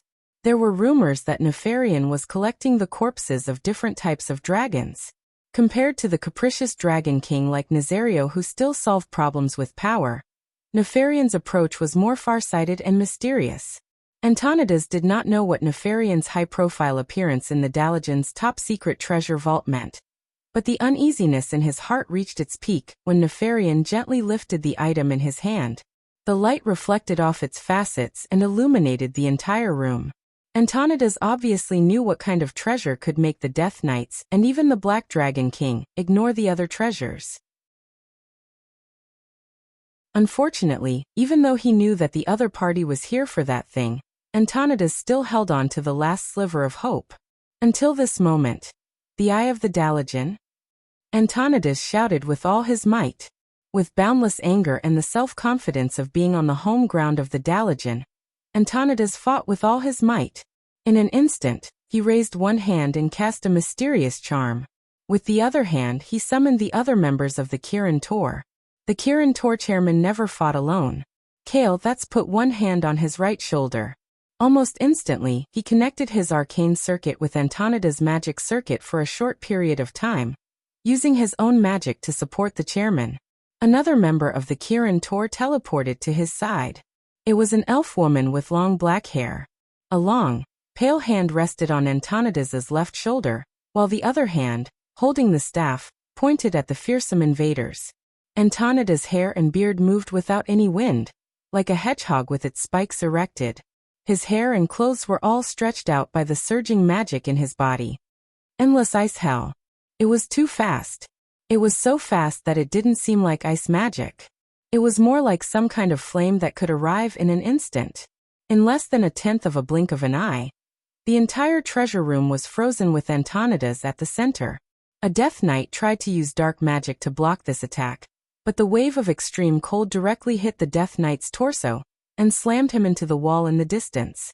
His chest was shattered because of the impact, but in the next moment, the pieces of armor that burst out of his chest, along with his entire body, were completely frozen under a thick layer of ice. However, the smartest Death Knights, such as Tyron Gorfiend, chose to hide behind Nefarian. In just 1/100th of a second, even the famous Nefarian would be trapped in this underground treasure room that could gather the magic of more than 300 mage towers in the Dalagen. It didn't matter if it was the Black Dragon King or a dragon aspect. With this earth-shattering magic, Antonidas dared to fight it. At this moment, Nefarian's lips curled into a smile, causing the Breaking Dawn mage's heart to skip a beat. In front of Nefarian, a smooth blue magic shield suddenly appeared. The brilliance was so beautiful that it felt as if the sweeping ice elements had collided with a huge blue dragon's scale. Antonidas was so shocked that he almost bit his tongue off. For a moment, he almost thought that he was attacking the king of magic, Malygos. Before he could react, his magic was reflected back at him. The power of endless ice hell was instantly compressed, turning into a large hand made of ice fog that was reflected back at twice the speed to attack its master. Antonidas suddenly felt as if he was grabbed by a pair of cold hands, and the endless cold began to squeeze his heart. He grabbed his chest tightly with both hands, trying to overcome the pain that was like angina. In the end, the Breaking Dawn mage was able to cast a spell. A purplish-red light danced around him, dispersing the cold in his body. He tried to take a deep breath, letting the cold out of his body. Fortunately, his lungs finally began to expand. His heart began to beat again, and the warm feeling returned to his body. His powerful spell saved his life, while the elf prince relied on his incomparably precious magic items to get through this difficult time. However, the female elf counselor was not so lucky. Her pale face was twisted, and her whole body fell backwards. Her black hair wrapped around her like a shroud. Anyone could see that the extreme cold had taken her life. Sahira. No. Ignoring the old mage's scream and the elf prince's angry gaze, Nefarian threw the Dalagen eye to Tyron Gorfiend as if it was a copper coin. Let's go. Chapter 696. Antonidas looked on in despair. Was this the power of an ancient dragon that stood at the top of the world? The Breaking Dawn mage's full strength, no.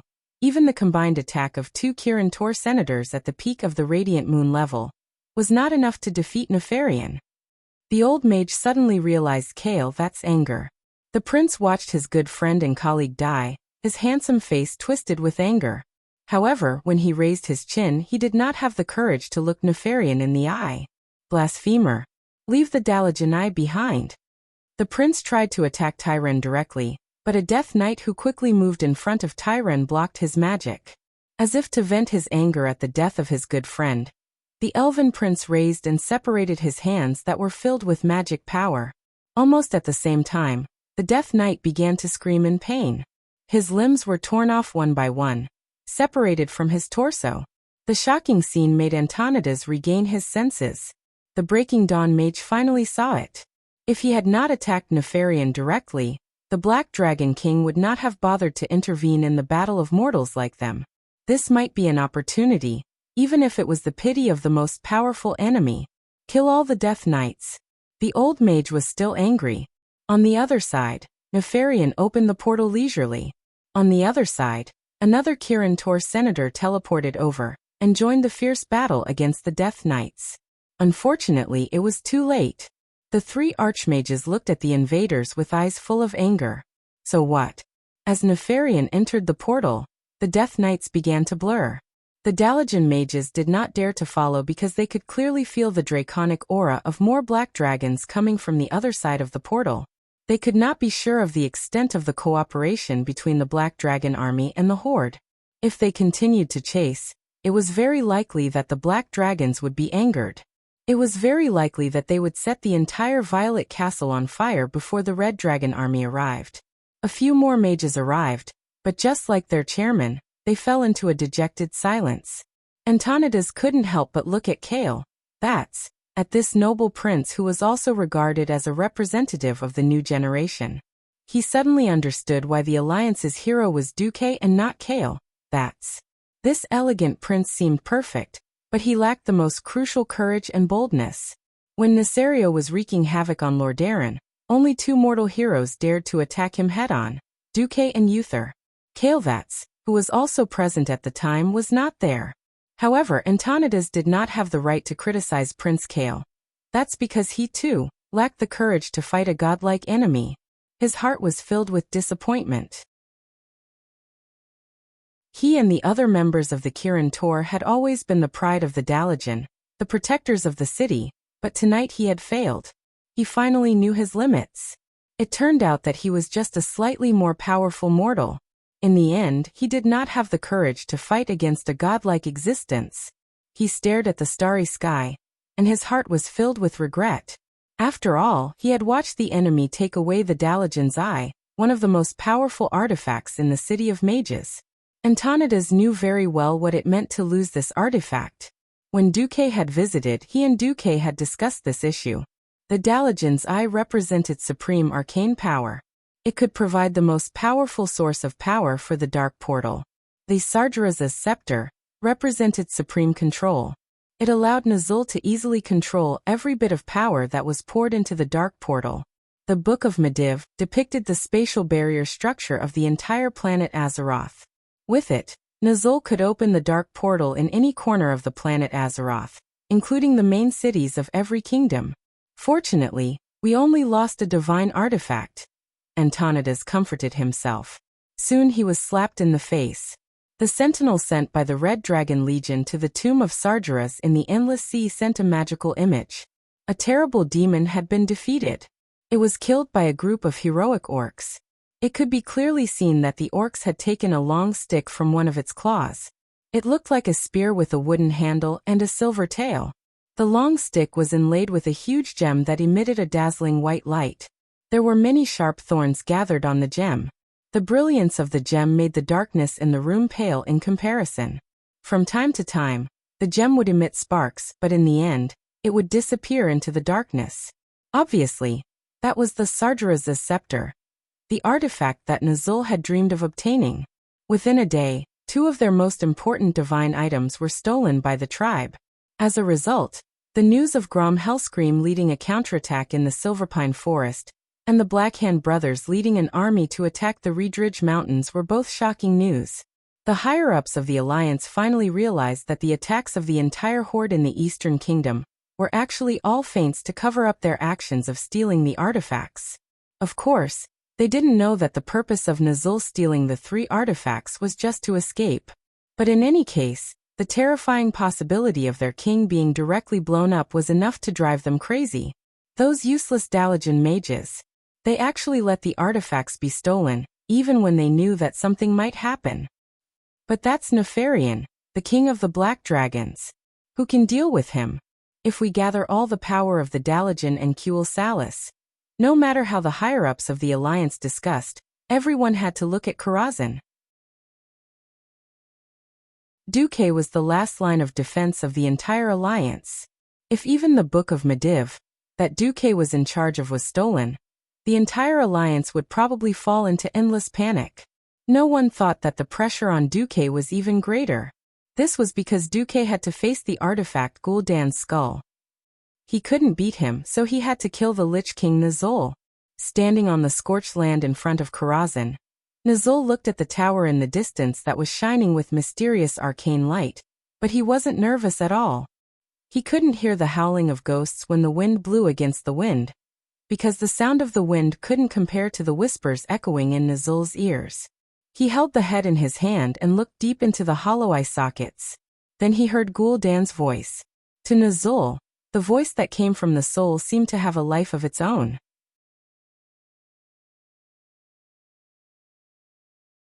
Chapter 697.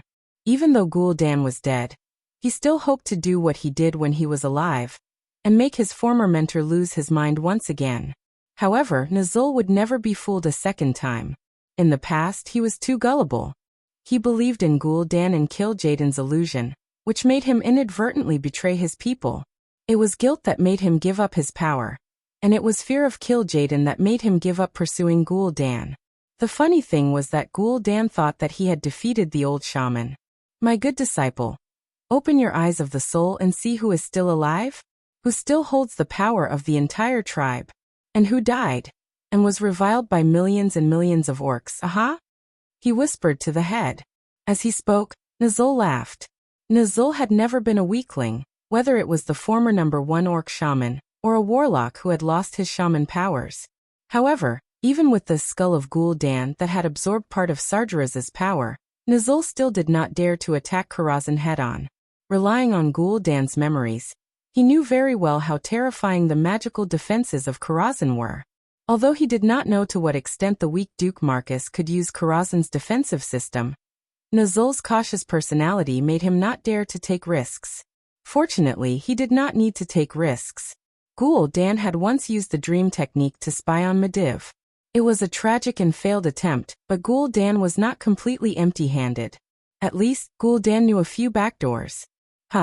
Nazul tried a few easier backdoors, but was shocked to find that the flaws in the spatial barrier had already been filled. Nazul frowned. According to the information provided by the Black Dragon Army, Duke's Radiant Moon Archmage was about the same level as him 10 years ago. Logically speaking, Duke should not have such exquisite spatial magic attainments. Nazul had to look for a flaw that was one level lower. If it was anywhere else, it would not be easy to find. Don't forget, Karazhan itself was the most active area in the entire Azeroth space. Every day, there would be hundreds of large and small spatial cracks in different areas of the Mage Tower. Some were so small that they could not pass through at all, and some were death traps that could crush any creature. It took Nazul a full hour to find a crack that he could safely pass through. Found it. With a gentle wave of his hand, a dazzling spatial passage appeared in front of him. He waved his hand gently, and a dazzling spatial passage appeared in front of him. That's right, when Gul'dan established the Storm Predator clan and the Shadow Council, many of the backbones came from Nazul's Shadowmoon clan. At that time, Nazul had lost power.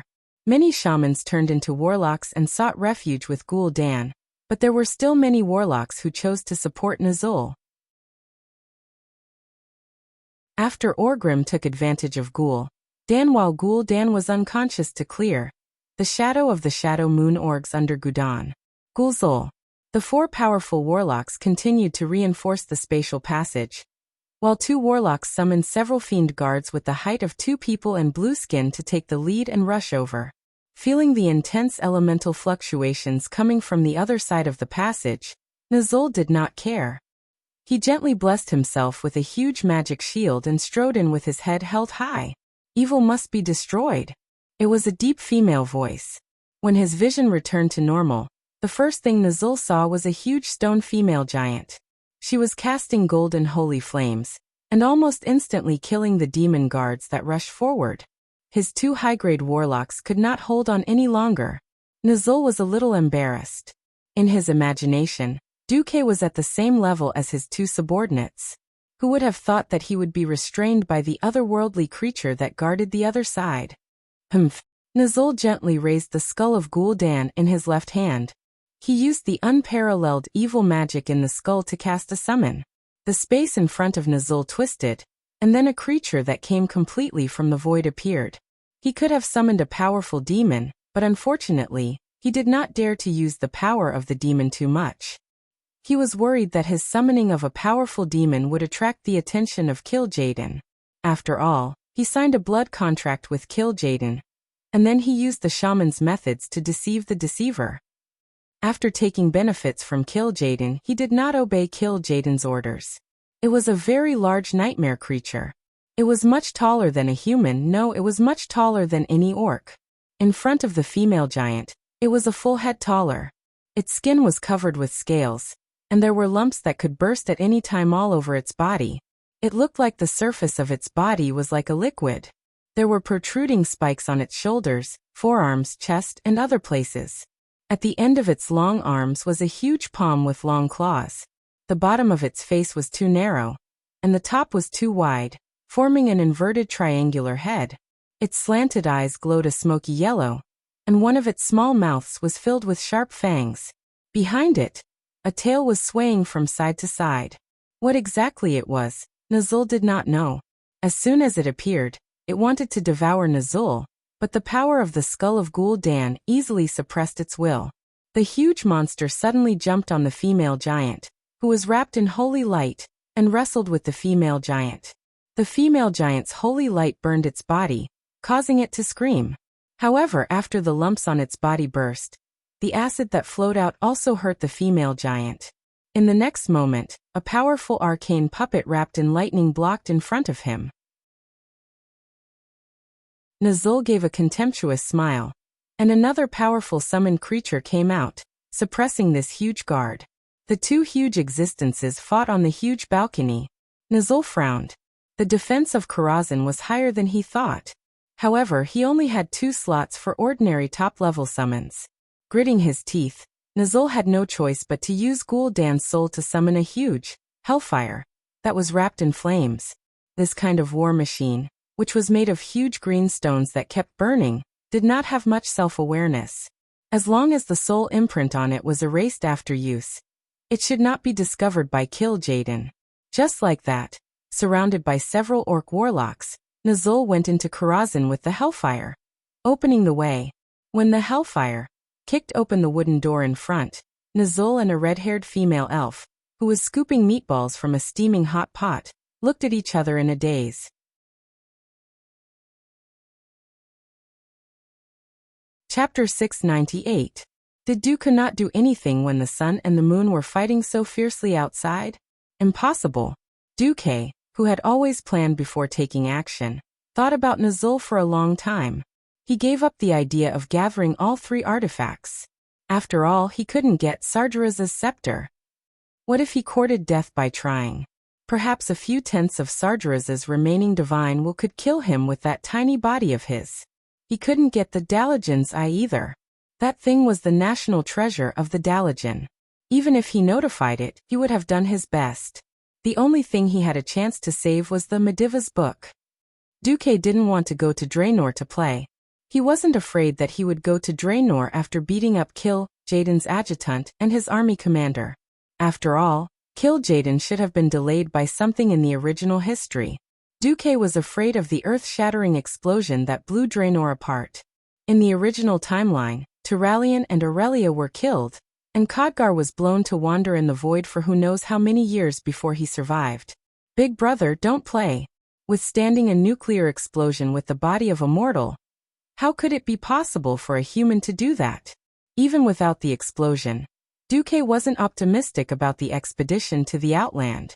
The alliance was full of internal conflicts, and it would be difficult to defeat a fleeing Nazul with just a few 100,000 expeditionary troops.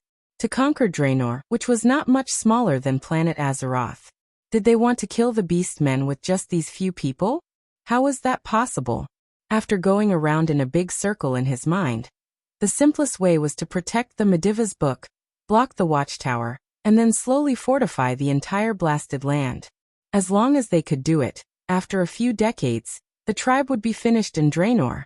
Since he had made up his mind, it was easy. The biggest difference from the original history was that something as important as the Book of Mediv wasn't placed in Stormwind City's library to be managed. Doing that would be stupid. What was the difference between that and an unprotected child taking a huge sum of money and running around a bandit's den? The Book of Mediv was in Karazhan, and Duque carried it with him. That was not enough. Therefore, Duque invited a great god. Here came the problem. What kind of price did one have to pay to seduce a god who could punch the Demon King and kick the Black Dragon army? In the past, Duque had been very vexed. However, ever since a certain dragon queen awakened a certain gluttonous talent because of the ice cream, things became much simpler. This was the scene that Nazul was presented with. What the hell? Queen Alexstrasza didn't care about the soup splashing on her impressive breasts.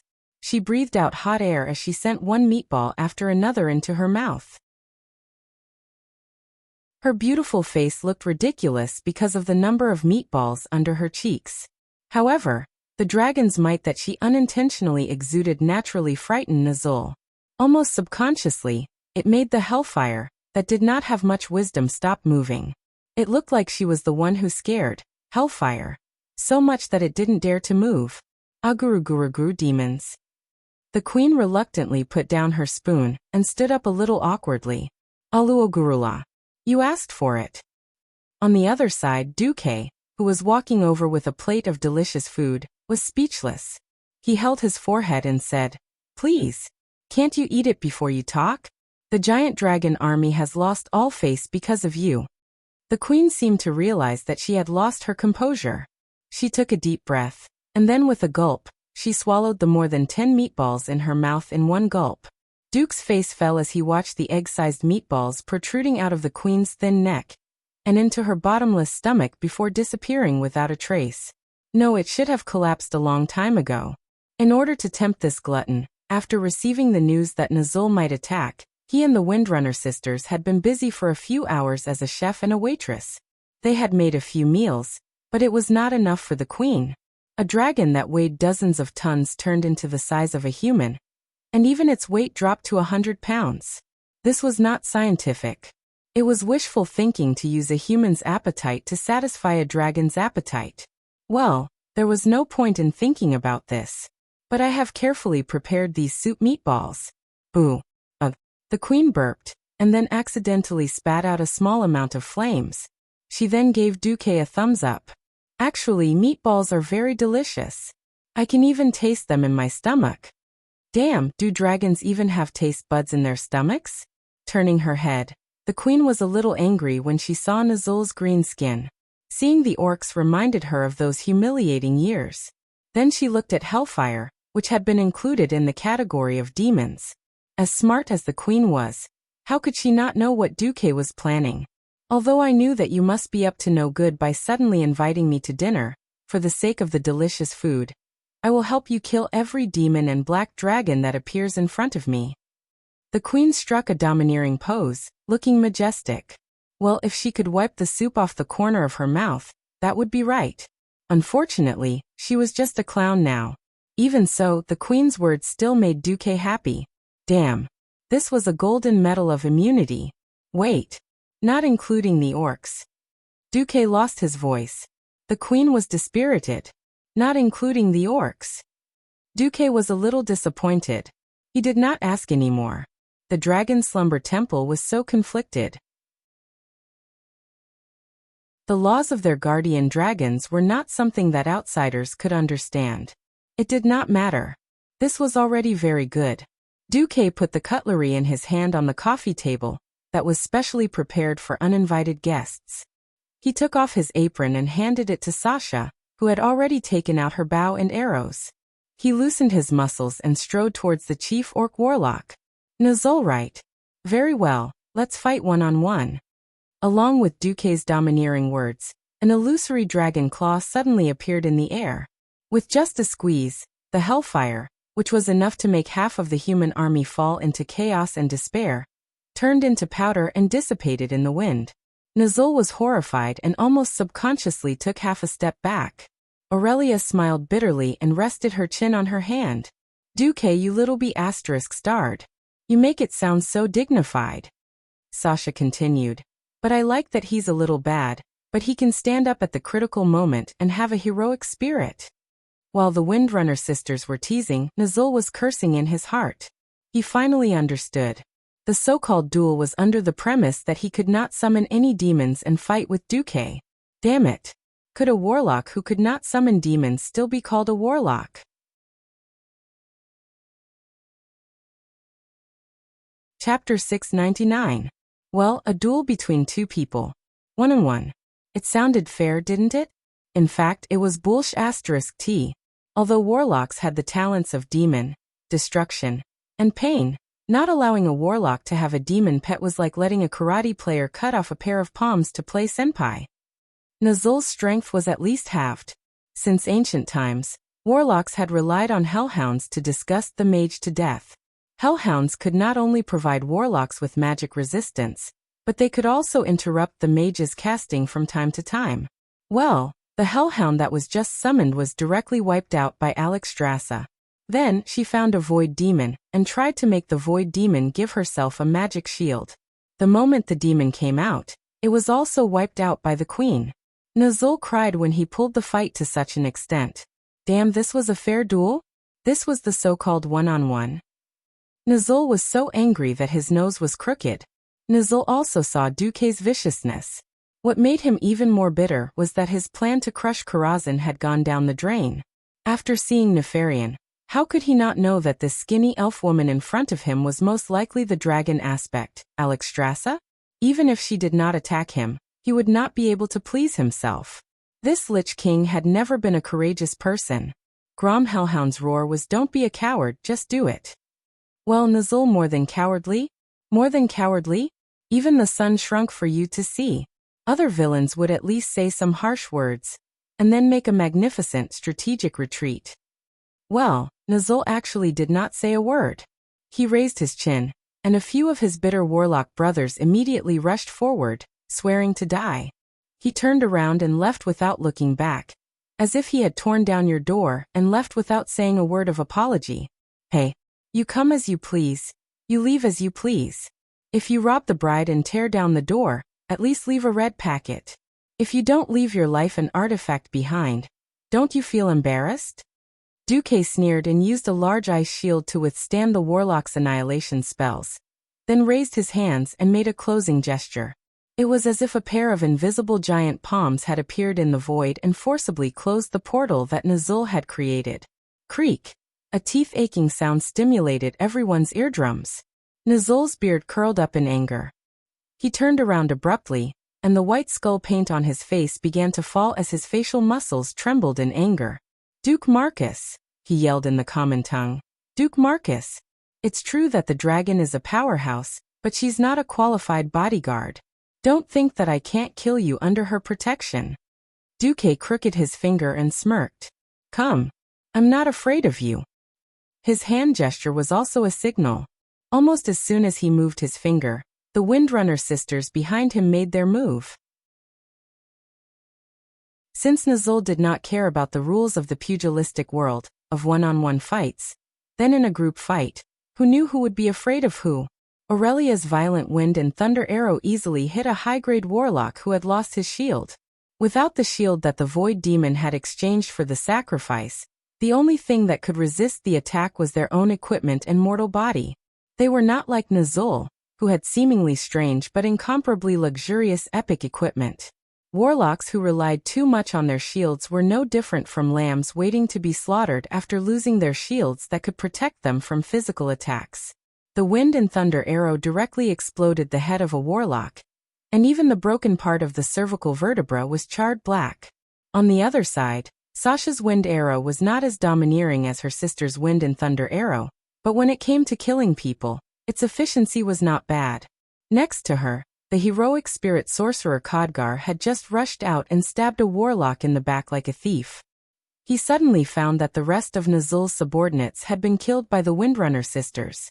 As a result, the heroic spirit warriors that rushed out from behind either ran to help the Saintess of Chastity and the Curator, or simply became spectators and retreated to a distance to cheer. If Nuzul's face was not covered with a thick layer of white powder, his face would have been very black. Nuzul was very afraid of death, but he found that when he had nowhere to retreat, he was the kind of person who would burst out with unlimited potential. Perhaps this was the human desire to live. Above his head, a huge fire cloud the size of a small villa was rolling, as if it was gathering a storm. However, this firestorm did not look like a simple gathering of elements, nor did it look like a dead object. The destructive fire elements circled around it rhythmically, like a strong beating heart in a human chest. The fire cloud absorbed the energy from the void elemental realm, and every beat was like the deep breath of a giant dragon, mixed with wind, thunder, and fire. Nuzul's magic staff in his right hand guided the fire cloud, and the skull of Gul'dan, in his left hand, continued to pour even more mana into the fire cloud. Even if this fire cloud was not a dragon breath, it was still similar to the dragon breath of a dragon aspect. Oh, seemingly aware of her rudeness, Alexstrasza finally used a handkerchief to wipe the soup off her mouth, and immediately set her eyes on Nuzul. A Breaking Dawn mystic already had the ability to hurt a dragon aspect, and with the help of a divine artifact, this was enough to pose a threat to a dragon aspect. The queen could not help but narrow her eyes. Duque, it's fine if you want to act cool, but don't go overboard. Because the entrance to Karazhan had been changed, the battlefield was now on the huge balcony where the knight's nightmare had been near the broken staircase. At this moment, the sky above the balcony seemed to be divided into two distinct sides. On one side, there was a red curtain of destructive flames that lit up the atmosphere. When the fire cloud rolled and rolled, the high-temperature flames seemed to be able to burn through the sky of Karazhan, and even the illusory space behind them had to be ignited. The other side was illusory and blurred. Half the sky was flashing with purplish-blue arcane light, and delicate mage hands were turning from illusory to real. This process was neither fast nor slow, and people could easily see that these hands were not only holding magic staffs that everyone had seen before, but also some that they had not seen before. Does Duque have so many magic staffs? Sasha was a little confused. I don't know. I only recognized the Grand Marshal's battle staff, and the Jordan's staff. Aurelia was also confused. Today, Duque was holding the Titahak Step of Time, with 4 sharp horns. It was completely black, and the body of the staff emitted a blue and white light. And floating around him were all the magic staffs that he had sealed in the corner of his memory. Nuzul, Duque said softly, and then said, "This move is a special gift for you. The name of the move is very suitable for you, and that is Unlimited Staff."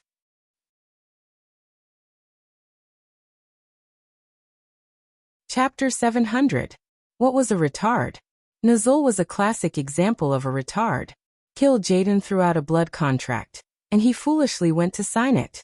If he was cheated by a swindler, it could be said that he was momentarily blinded by greed. Perhaps he could win a few tears as a victim, but what about after he gained power? He actually did not want it and hid. He did not go to clean himself up and become a tribal hero like Grom. Nor did he have enough ambition like Gul'dan to go all the way to the end. Gul'dan knelt down and came out of the mountains out of fear of death. For a guy with such a weak will, it was no wonder that he lost to Arthas in the original history. Even with the fusion of the will, it was still the idiot's will that dominated. Calling Nuzul a retard was letting him off easy. So to a certain extent, the unlimited staff represented Duque's disdain for him. On the other hand, it implied the importance Duque attached to Nuzul. Don't look at how Duque set up the Dragon's Gate, and used the Foodie Queen to make Nuzul bleed. Unfortunately, the Queen could only help to this extent. The strength of a dragon aspect was inseparable from the iron law that it had to abide by. This was also the instinct that the Titans of creation had imprinted in the deepest part of their souls when they created them. In the end, Duque still had to rely on his own radiant moon strength to fight against the Breaking Dawn warlock Nuzul, who had a divine weapon. Wasn't it very difficult? If it was anywhere else outside of Karazhan, even if Duque could resurrect and run back to his corpse, he would not be able to defeat Nuzul even if he died 10,000 times. Nuzul, who held the skull of Gul'dan, was like a nuclear power plant with sufficient fuel that could generate almost unlimited power. How could Duque, a radiant moon wizard who used a boiler to generate power, fight against Nuzul? Fortunately, this was Karazhan.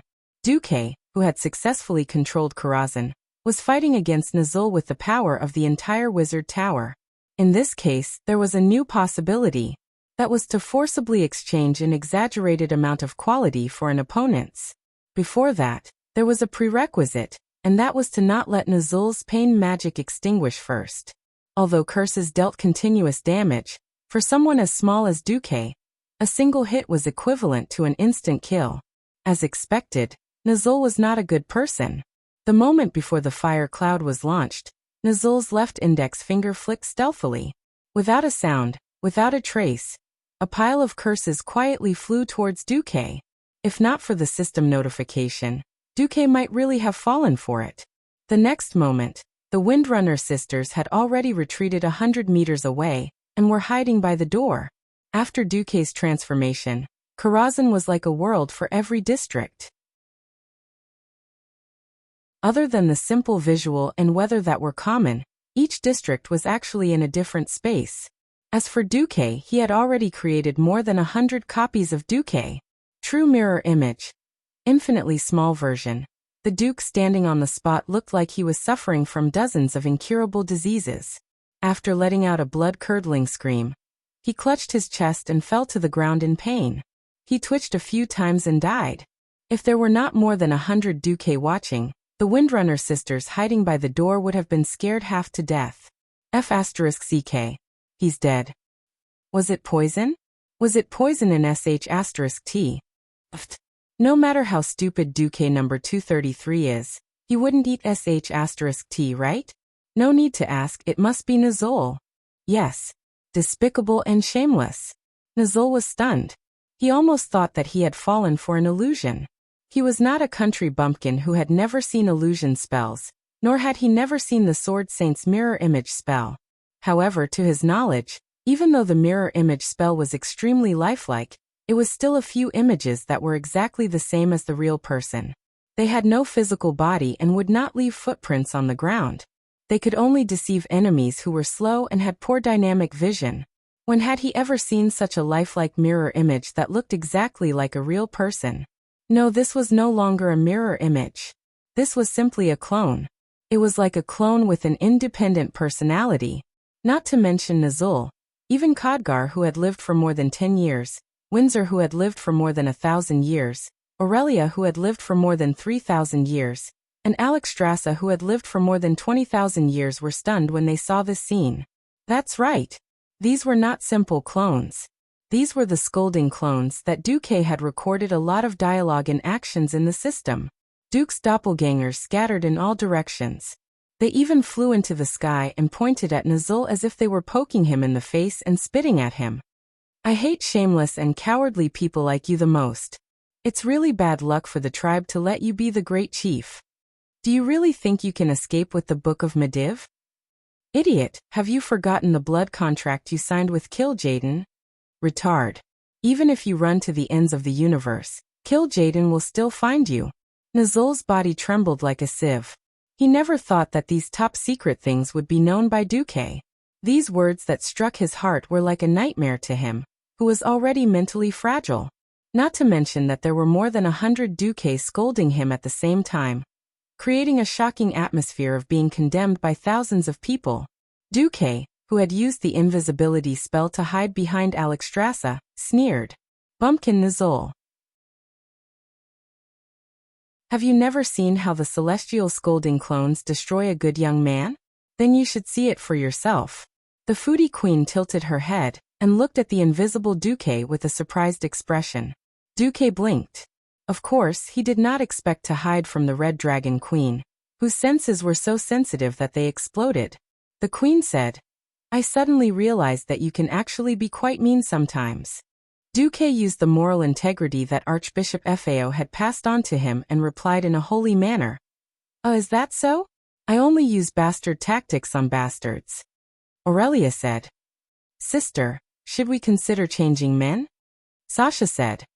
Let's observe for a while. On the other side, seeing that the scolding was almost over, the Duque suddenly made a move. Together with the staff of the magician's hand in the sky, countless different kinds of magic blasted out. Scorch shockwave, flame blast, frost arrow, arcane impact, arcane missile. In addition to these, there were also elemental attacks similar to the shaman's power of wind and thunder. Nuzul was completely stunned.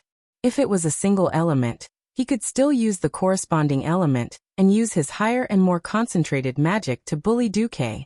High-level mystery could easily defeat low-level mystery. But these magic attacks seemed to be irregular, but they could very well tear and destroy the elements he had gathered. Nuzul had to wrap his body in fire clouds as a certain degree of protection.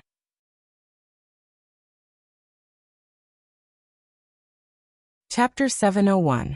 With the addition of the skull of Gul'dan, Nuzul's amazing magic power was being forcefully worn down by these different elemental powers. There was no blood and flesh splattering. There was no soul dispersing. This method of using pure skill and extraordinary control to make up for the lack of magic power level was different even in the eyes of a super being like Alexstrasza, who had lived for more than 20,000 years. The higher the level of power, the easier it was to defeat everything. This method of fighting the strong with the weak and striving for victory was more thrilling than any battle of the same level. Nuzul had the quality, and Duque had the quantity with the support of the Wizard Tower. They were like millstones that consumed each other. Especially when the breaking dawn dark power on the surface of Nuzul's fire cloud was worn down, revealing the purer and darker divine power of the skull of Gul'dan. Duque's magic power consumption immediately skyrocketed. Only Duque could think of and dare to do a radiant moon against a divine. Even Alexstrasza was tongue-tied. In order not to expose the invisible Duque behind her, she could only sigh. "Duque, how dare you?" Duque flattered the dragon. "Don't I still have you? I won't do anything. What if this beast-man scum attacks you first?" At this point, if the Red Dragon Queen still did not know what Duque was up to, then she was a queen for nothing. All right, if she was in the middle of a fierce battle and met a troublesome teammate who lured the monster over, then this was a grudge. If he asked before drawing the monster, then that was respect. Yes, the Red Dragon Army, who abided by the Iron Law, was strictly forbidden from attacking ordinary intelligent beings, but the Iron Law did not say that one could not fight back when attacked by ordinary intelligent beings. The Queen was still thinking about why Duque had been so humble and eager to learn, asking her for the laws of the Dragon Slumber Temple. Of course, the Queen did not mind. It was something that had been publicized in the Dragon Slumber Temple for a long time anyway. Now that she thought about it, it seemed that Duque had been studying the loopholes in the law. Alexstrasza was also speechless. Hey, are you trying to take advantage of me? This meal of yours is really expensive. No. You don't have the heart to let me, a top chef who's so kind, so righteous, and so passionate about the world of Azeroth, perish just like that, right? Duque acted shamelessly. It was obvious that she was threatening him with a long-term meal ticket. Oh no, it was seduction. The Windrunner sisters were also snickering. This was the different way of doing things brought about by different perspectives. The dragon race abided by the rules. They looked at the iron rules all day and thought about what they could not do. Duke, a modern man, was like a cunning lawyer in the modern world. His way of thinking was that as long as it was not forbidden, he would do it. Moreover, the punishment was not severe. As long as there was enough profit, he would do it. That's right. Duque was instigating and leading Alexstrasza astray. Of course, she knew that the orc warlock in front of her, who was filled with evil energy, was not a good person. However, adding a new race as an enemy required the unanimous approval of the Dragon King's council. However, Duque had opened a new window for her. She was also hesitant. She did not know if this was the beginning of some kind of depravity. After all, many times the devil tempted people to commit crimes. It was also a small mistake, starting from small principles, and then slowly sinking. Duque saw her hesitation. This is just an insurance. I never thought of forcing you to violate the principles of the Dragon Slumber Temple. Even if you don't do anything, I still have a 60% chance of taking care of Nuzul. Duque did not force the Queen to make a choice immediately, because Duque also realized that it was likely to involve the high issue of conscience. The people in the Azeroth Justice Camp were still very mindful of their conscience. It was true that Duque wanted to borrow the Queen's power, but if he did not do it well and the Red Dragon Queen violated the original history and really fell, it would not be fun. Did they not see how fierce Arthas, who was originally a paladin, once fell into the Death Knight? On the other side, the fierce battle had also entered a white-hot stage. The air of the platform was filled with a nauseating pungent smell. The smell was more destructive than the dragon's breath, stimulating the sense of smell and taste of every creature present. On one side, there were hell-like flames, and on the other side, there was a gorgeous magic attack like a grand fireworks show. When the two different scenes intersected in midair, There was a huge dividing line in the center, like a crack in space. This was not a simple optical illusion. This bright belt of light was slowly pressing towards Nazul, and at the same time, constantly devouring Nazul's scattered magic power, gradually cutting off the connection between Nazul and the fire elemental realm. This is impossible. Nazul was so shocked that the muscles on his face trembled violently, causing the white powder on his face to fall in large chunks, revealing half of his face that was more horrible than an old witch's makeup. This could not go on. Nazul's timid nature had determined that he was never a person who would fight fiercely. He was more willing to see the enemy play their cards, and then kill them in one fell swoop. Unfortunately now he had observed for a long time and did not find any flaws in Duque. Every Duque seemed to be real. They drew magic power from different places, and then transformed it into magic attacks. Compared to an illusion, Nazul was more willing to believe that these were true avatars of Duque's soul that had been cut into countless pieces, and at the same time, held a part of Duque's power and soul. Come judgment of destruction. Suddenly, more than 90% of the volume of the fire cloud wrapped around Nazul, and the next moment, the cloud of fire exploded. It was as if someone had thrown 1,000,000 grenades into the air, and exploded them. The eyes were full of splashing flames, and these rockets filled every corner of the air. Within a radius of 100 meters, there was no room for anyone to dodge. Countless Duque's ice shields were broken, except for those Duque who had time to open the ice barrier. Most of the Duque screamed and fell, and then turned into illusory magic dust. Aurelia, who was hiding behind the door with only half of her head poking out, was stunned. If the real Duque was not secretly hugging her third sister's waist and winking at her from the other side of the door, she might really have been scared out of her wits. Suddenly, she felt that the mage had ice block, the thief had cloak, and the knight had invincibility. These three professions were all F***king gangsters. At this time, a Duque appeared triumphantly, and then the moment he appeared, he was hit by 20 curses, and died in a second. Duque bared his teeth. Fortunately, he did not go out to show off, or else he would not know which curse he died from. Damn, according to Luo's words, this was a big move, right? After a big move, there was still such combat power? He really deserved to be called the first Lich King.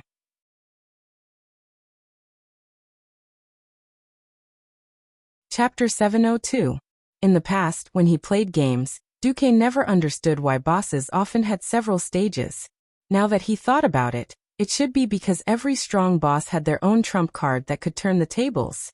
There was no such thing as defeating the world with one move. He used Alexstrasza to destroy Nazul's demonic sea and used the system elf to control the doppelgangers to continuously deplete Nazul's mana. That was not enough. Nazul must have another trump card. Duque did not want to let Nazul go, so he could only play the game by himself. If he was alone, of course, he could play infinite corpse dragging. Unfortunately, such a big thing could not be hidden from the people around him. He could use safety as a reason to send Jaina and Ronan to Stormwind City. After giving Wuxia a slot for eternal life, he temporarily sent her away, but he could not send the Windrunner sisters away.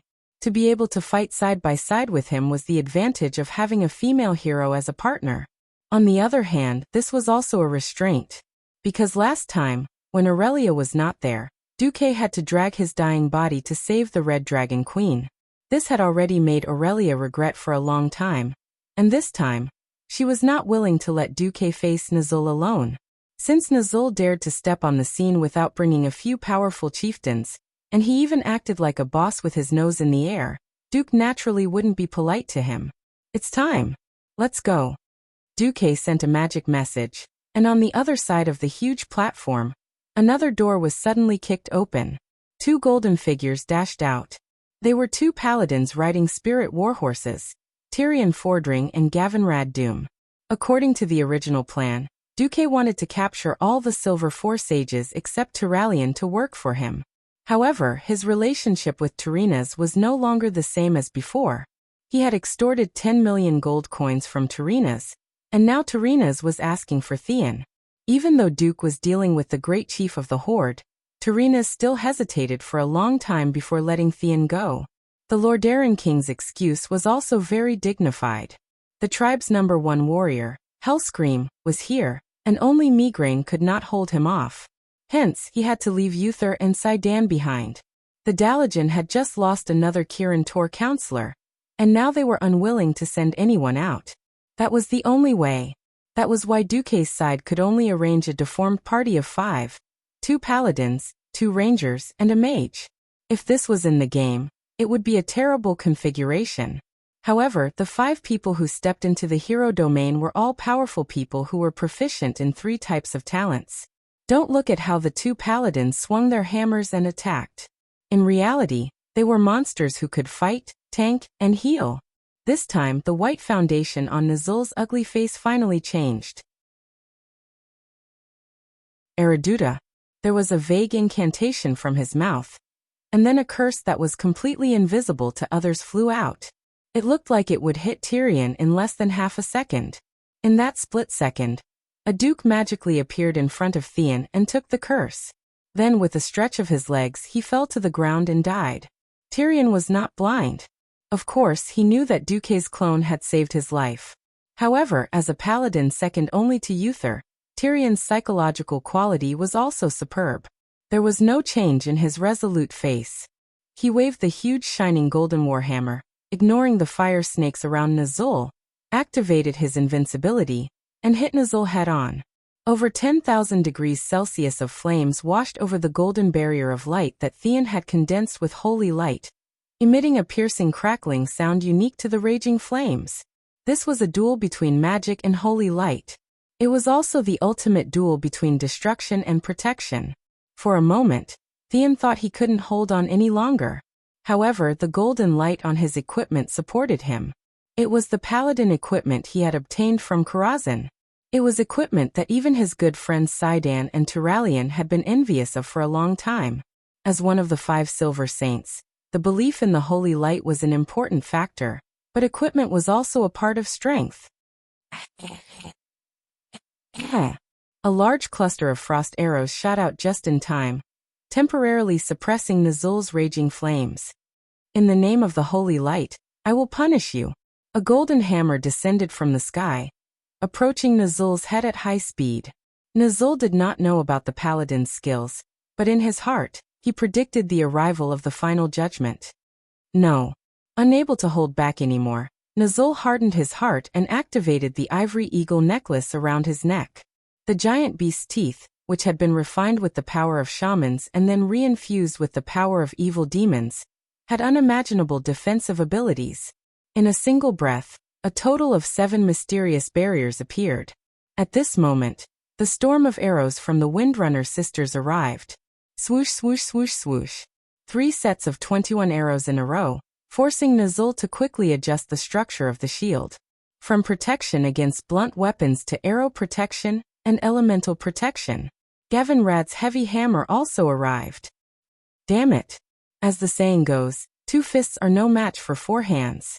It was unreasonable to have more people fighting against fewer people.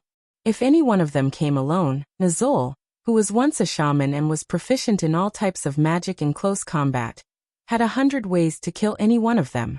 But with several different types of strong enemies attacking together, Nizul was a bit distracted. Poof! It was like a bubble popping, and then at least 5 layers of Nizul's shields were broken. This was not the end. A Duque appeared behind Nizul. This avatar, which had condensed a lot of Duque's magic, made a set of attacks that Nizul did not expect. Strictly speaking, it was not even known if this was magic. It was a palm that was very similar to a horse stance punch. The palm pushed out horizontally, and even Theon, who was separated by Nizul, felt the fierce wind. Bigby's impact palm. This strange move, which was completely different from the existing Azeroth spell system, made Nizul very uncomfortable. When he was defending, he made a half-second mistake. In the state of the opponent's group attack, this was undoubtedly quite fatal. Nizul, who had been standing motionless like a towering mountain, staggered forward after being hit. Gavinrad launched a sneaky attack from the bottom up. Although it still could not break all of Nizul's shields, it made Nizul temporarily lose the ability to cast spells. Not good. Nizul's heart skipped a beat.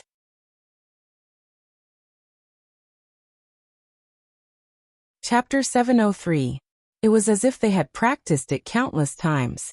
After the clone was killed by Nuzul's curse, the three new dukes used Bigby's grappling palm, Bigby's diamond fist, and Bigby's crushing palm on Nuzul.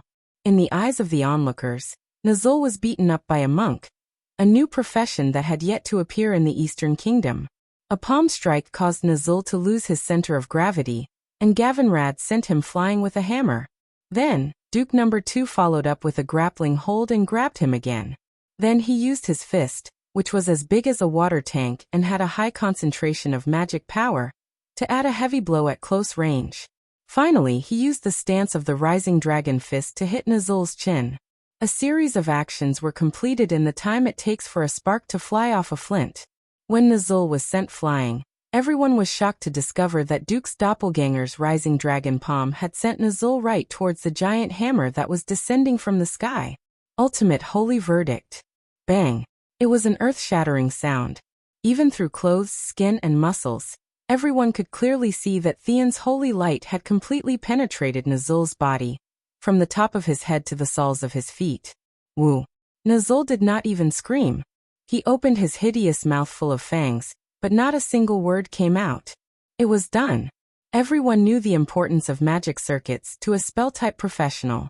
After encountering the Orc Warlock for the first time in the first year of the Dark Portal, the Dalajan mages waited impatiently for a long time before they successfully obtained an Orc Warlock's corpse.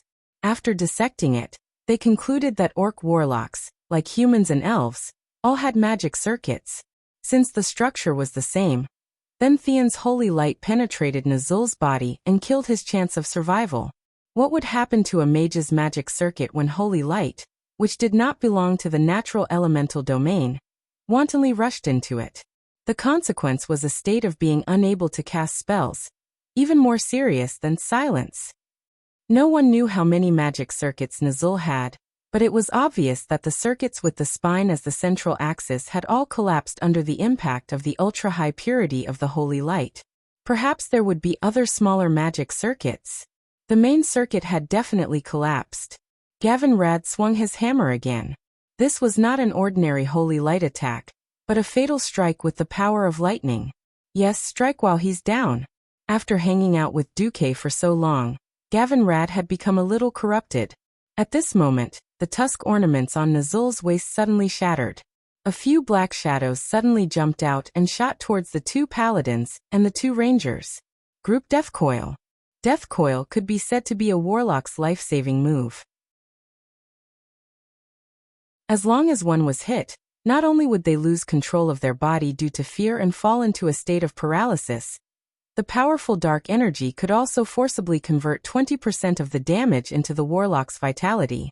This was not just one shot, but 4 shots of Death Coil. Most importantly, an inanimate object would not be able to trigger Death Coil. It was conceivable that if the vitality of all 4 heroes was absorbed at the same time, Nuzul would definitely recover in an instant. At this critical moment, the movements of the 4 guys were surprisingly consistent. Their empty left hands directly fled to their waist pouches, and threw a white fluffy thing towards the Death Coil that looked like a black skull. Squeak! The small animals screamed at the same time, causing Nuzul's face to turn pale. All that was left was despair. Death Coil had indeed hit, but unfortunately, it had hit the little white mouse that had been prepared in advance. The pitiful scapegoat turned into a dried rat as soon as his legs touched the ground, and he fell from the sky. Nuzul's heart was the same as these little guys, falling from midair into the abyss of despair. Even this was predicted? Unwilling. Nuzul had never thought that a good time to trample on the field would turn into him stepping into his grave like an idiot. What's going on? Did Nefarian not have good intentions from the start to send me to my death? How did he know that I would definitely not be able to defeat the people of Karazhan? Or did he predict the existence of the Red Dragon Queen? I don't understand. So what if I don't understand? Too late. I won't give him a chance to turn the tables. The incomparably powerful Wild Arrow had arrived. They perfectly bypassed the 2 paladins beside Nuzul and hit where they wanted to hit. Like a target that had been nailed to a target, Nazul was hit by more than 30 arrows in the blink of an eye. His whole body was nailed to the solid granite ground by a steel arrow that was more than half a meter long. This was not the end. The two paladins directly hammered down. Bang! Two dull hammered down at the same time, making a sound as if it had been a single hit. After a short period of paralysis, Nazul clearly felt that his right shoulder and right lung had completely collapsed. As for the abdomen that was hit by the heavy hammer, there was a hole on the left side of his waist. His intestines were squeezed out of the wound as if they were escaping. No, the blood and lung debris that came out of his lungs quickly filled Nazul's throat. He could not even say half a word. However, a mystic did not necessarily need words to activate magic. In his mind that had not completely collapsed, Nazul said a few words. The dark portal. Save me. An accident that Duque absolutely did not want to see happened. The last sound that came out of Nazul's heart turned into a distant cry.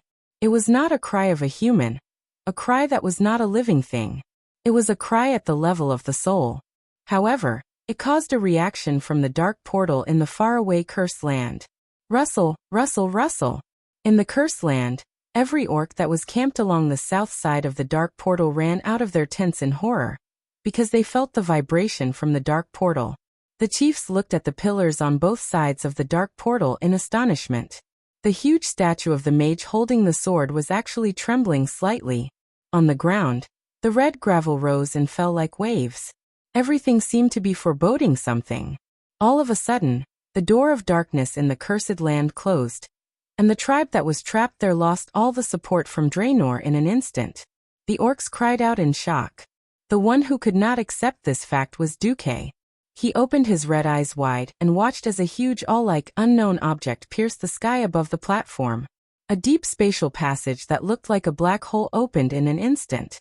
The dark portal responded to Nazul's call, and was using its incomparably brutal power to try to pull Nazul back from the space of Karazhan.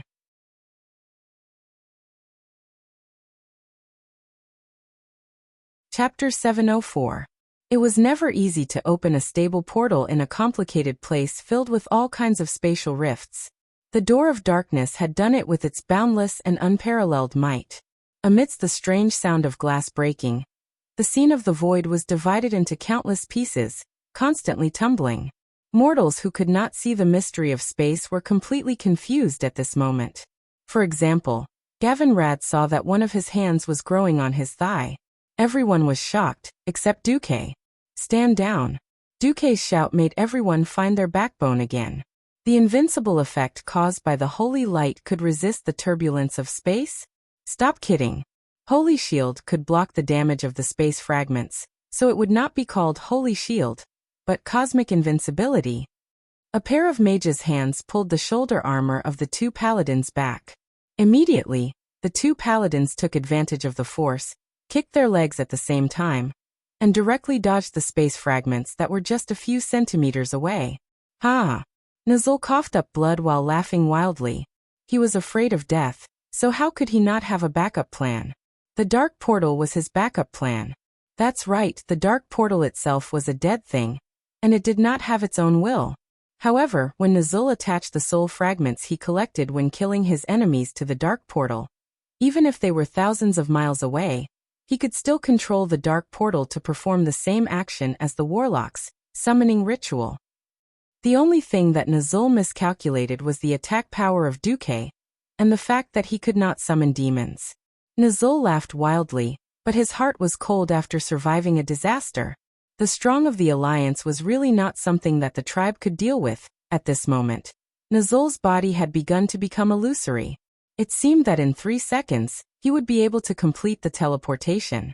At this time, the light of Flash suddenly lit up in front of Nazul. Replacing the two paladins who flew back was Duque's figure in a blue and white mage's robe. If Duque looked like a mage now, then Duque was definitely a melee mage. Under the scanning of the system elf, he saw every piece of space fragment that was spinning in the void. Then, like a spear, he suddenly lunged forward in a horse stance, thrusting out the Titahark step of time. In his hand, the trident-shaped black spearhead pierced into Nazul's illusory abdomen without any hindrance. Then it opened fire. Originally, The hundreds of arcane missiles that poured out from Duque's magic staff could not hit Nazul. Strictly speaking, Nazul's body had begun to disappear from this dimension. If it were any other mage, they would not be able to do anything about it. Not Antonidas. Not an Astrian. Perhaps the Mediv of the past could do it, but unfortunately, the Mediv had already become the dust of history, at least for the time being. Nazul was unlucky. He had encountered the even more bizarre Duque. Duque did not have the destructive power to destroy the world, nor did he have the supreme magic power of ultra-high purity. But in terms of control and precision, Duque was definitely the best in the world. The dark portal was just a dead object. It would only instinctively follow the instructions of the soul fragment and teleport creatures in the specified space dimension. The basis of teleportation was to set the coordinates of the starting point and destination.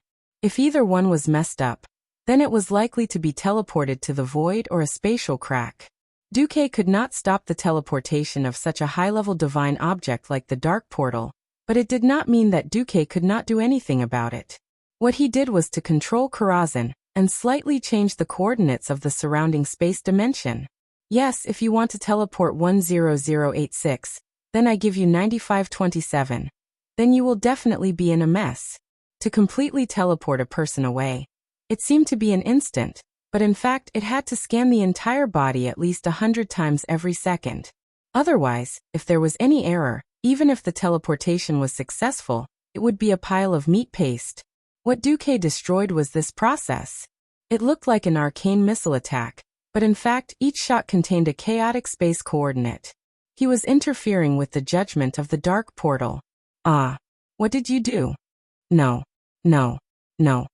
Nazul screamed, but he could not stop the dark portal from stopping the teleportation process for his safety. Under the surprised gaze of everyone, the turbulence in space stopped, and Nazul's body quickly solidified from an illusory state. No, no, no. The dark portal, you idiot. Teleport me away. Nazul was still calling out to the dark portal through the soul fragment. However, in a place like Karazhan, where space was unstable, teleportation was not so easy. According to the feedback from the system, it seemed that at the dark portal in Draenor, the warlock that Nazul had left behind was hurriedly performing a second summoning ritual in an attempt to pull Nazul back. However, under the control of Duque, Nazul could only be like a fish out of water, struggling futilely on the cold floor. Now, because of the collapse of the Master's will, the two huge nightmare creatures that Nazul had summoned had been dealt with by the Virgin Mary and the Curator. Everyone began to gather around to see how Duque would deal with the third chief of the tribe. Duque snapped his fingers, and an illusory mirror image appeared beside everyone. It was a magic message. The big shots of the Alliance, who had been nervously waiting for the outcome of the decisive battle in Karazhan in the Overwatch Fortress, the Redridge Mountain Fortress, the Dalajan, the capital of Lordaeron, and the palaces of the various kingdoms, all breathed a sigh of relief when they saw Nazul twitching on the ground like a dying old dog. Ha ha. We won. I knew Duque could do it. Anduin Lothar was the first to raise his fists high. Good job, Duque. In the Redridge Mountain, King Lang jumped up. Damn it, my old face. In the Dalajan, King Antonidas touched his red face. Duque again. In Lordaeron, Tyreenas had mixed feelings. The reactions of the kings were slightly different. However, in the Overwatch Fortress at the front line against the Horde, the entire Alliance army suddenly burst into thunderous cheers. Long live St. Duke Marcus! Ha ha ha ha! Another great chief! I knew that Lord Marcus would not let us down. Duque's holy name had become sacred, and was once again praised by countless soldiers. Facing the Horde again, even the bravest soldiers could not help but feel uneasy. However, when the two sides were confronting each other, there was suddenly news that Duque had defeated the chief of the Horde. This news undoubtedly strengthened every Alliance warrior's confidence in the Alliance's victory.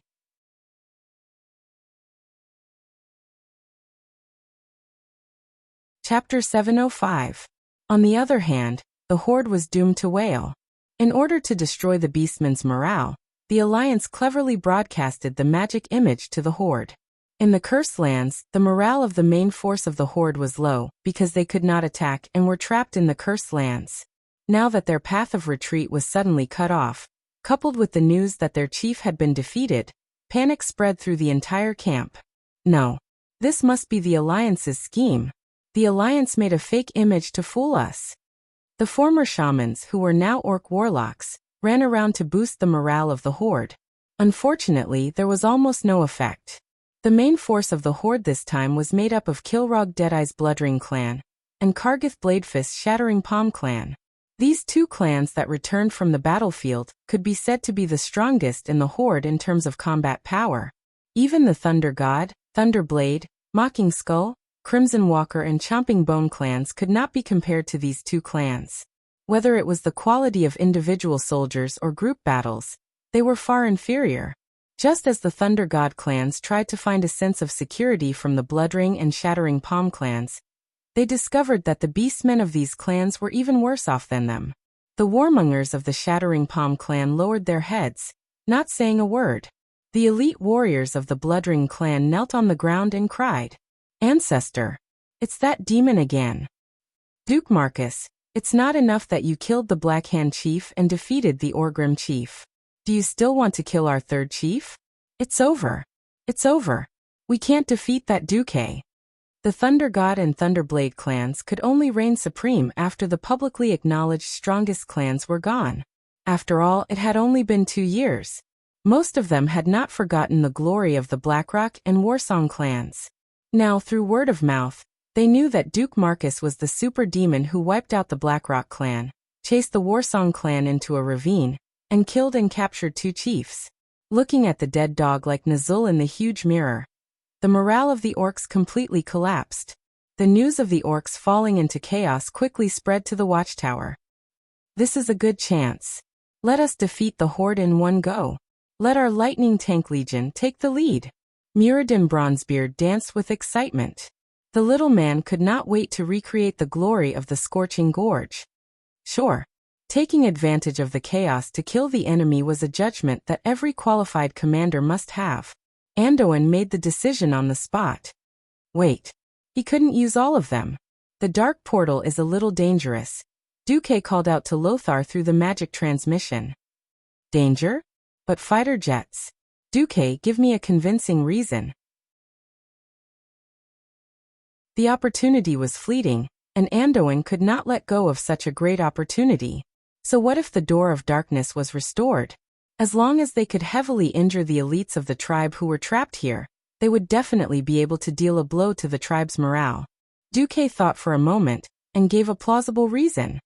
Nazul can remotely control the dark portal, and I have yet to remove his soul control. The mana contained in the Gate of Darkness is too powerful. I'm afraid that it'll be dangerous. You can't use everything you have. After that, it seemed that the magic communication was interrupted by some kind of spatial interference, and the communication was cut off. What happened? Muradin asked. It's not a big deal. Karazhan is located above an unstable crack in space, and it's common for magic communication to fail. In the past, it was very difficult for us to Mediv, and we often had to send people directly to them. In the past, when it was the worst, Karazhan had to seal the tower directly because of the fluctuations in space. It's not unusual for us to be unable to contact Karazhan for a year or 2. Anduin was telling the truth. Since he was the commander-in-chief, they didn't ask any further. However, when they were ready to attack, there was a disagreement. When everyone saw Anduin put on his helmet and looked like he was going to fight, they were indignant. Please, Sir Lothar, you're the commander. It's not the Battle of the Scorching Canyon now, and the front and center formations have collapsed. Why do we need the commander to go directly? The old General Haas smiled and stopped Lothar. Turalian also advised seriously, if we need the commander to go personally to defeat the enemies of chaos, wouldn't it seem that we generals are too incompetent? Yes. Commander, you have enough meritorious service. Let us young people get some credit. Ha ha ha ha. Muradin the damn dwarf also joined in. Anduin's face darkened. Muradin, come out. The others can call themselves young, but Muradin, you old bastard, you're almost 100 years old, and you still have the nerve to act young in front of me. Among the dwarves, Muradin was just a young man, and he did not have the slightest self-awareness of an elder. Remembering that he was a great-grandfather among the humans, he immediately shrunk his head. Okay, I admit my mistake. Seeing that everyone was not going to let him go, Anduin had no choice but to comply. Turalian, lead 1,000 cavalry to flank the east, and Haas, lead the Eagle Knights to flank the west. Both sides are probing attacks. If the orcs are not panicking, then don't rush. Muradin, cover the fire. Turalian and Haas saluted at the same time. Yes, sir. Only Muradin was extremely depressed. His dream of charging the tanks was temporarily ruined. In various places, the Alliance launched a counterattack. In the Red Ridge Mountains, Reginald led Duque's private troops out of the fortress and launched an attack on the Blacktooth clan. The Blackhand brothers were killed until they cried for their parents. Tirisful Woodlands, Briar. While Wuther and Grom were fighting fiercely, Mograine led the army to launch a counterattack, vowing to destroy the entire Warsong clan here. It was conceivable that in a short time, news of victory would come from all fronts. No one would have thought that Duque would encounter such a huge problem. It was true that Duque and the others had beaten Nazul like a dog, but when they were dealing with him, something strange happened. No, I don't want to die. I don't want to die. Don't come over. The great chief of the third generation was actually so afraid of death that he was inferior to a little orc girl. At this moment, even the two paladins, Gavin Rad and Theon, had a look of disdain. The joy of defeating such a great chief was incomparable to Lothar killing the Blackhand, and Turalian taking down Orgrim. I don't want to die. I don't want to die. Nazul struggled to get his injured body as far away from the great devil Duque as possible. Duque sneered. We won't kill you. We will only imprison you. No. I don't believe you, you devil who murdered millions of orcs.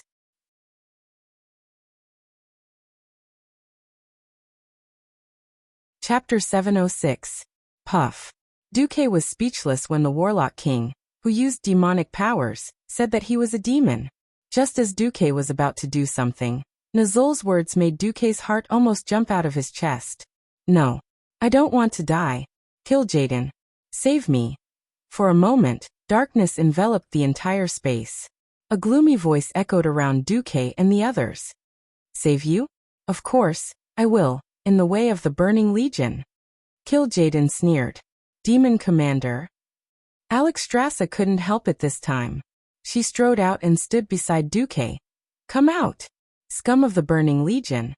Let us have a good fight. On the other side, Duque gritted his teeth. He wasn't sure. In the original history, Nazul was the last to seek death, and was teleported to an unknown void before he was caught by Kil'jaeden. Why did this evil god come out now? Kil'jaeden spoke again. Fight? Ha ha ha. I don't have time to care about you, little Azeroth lizard.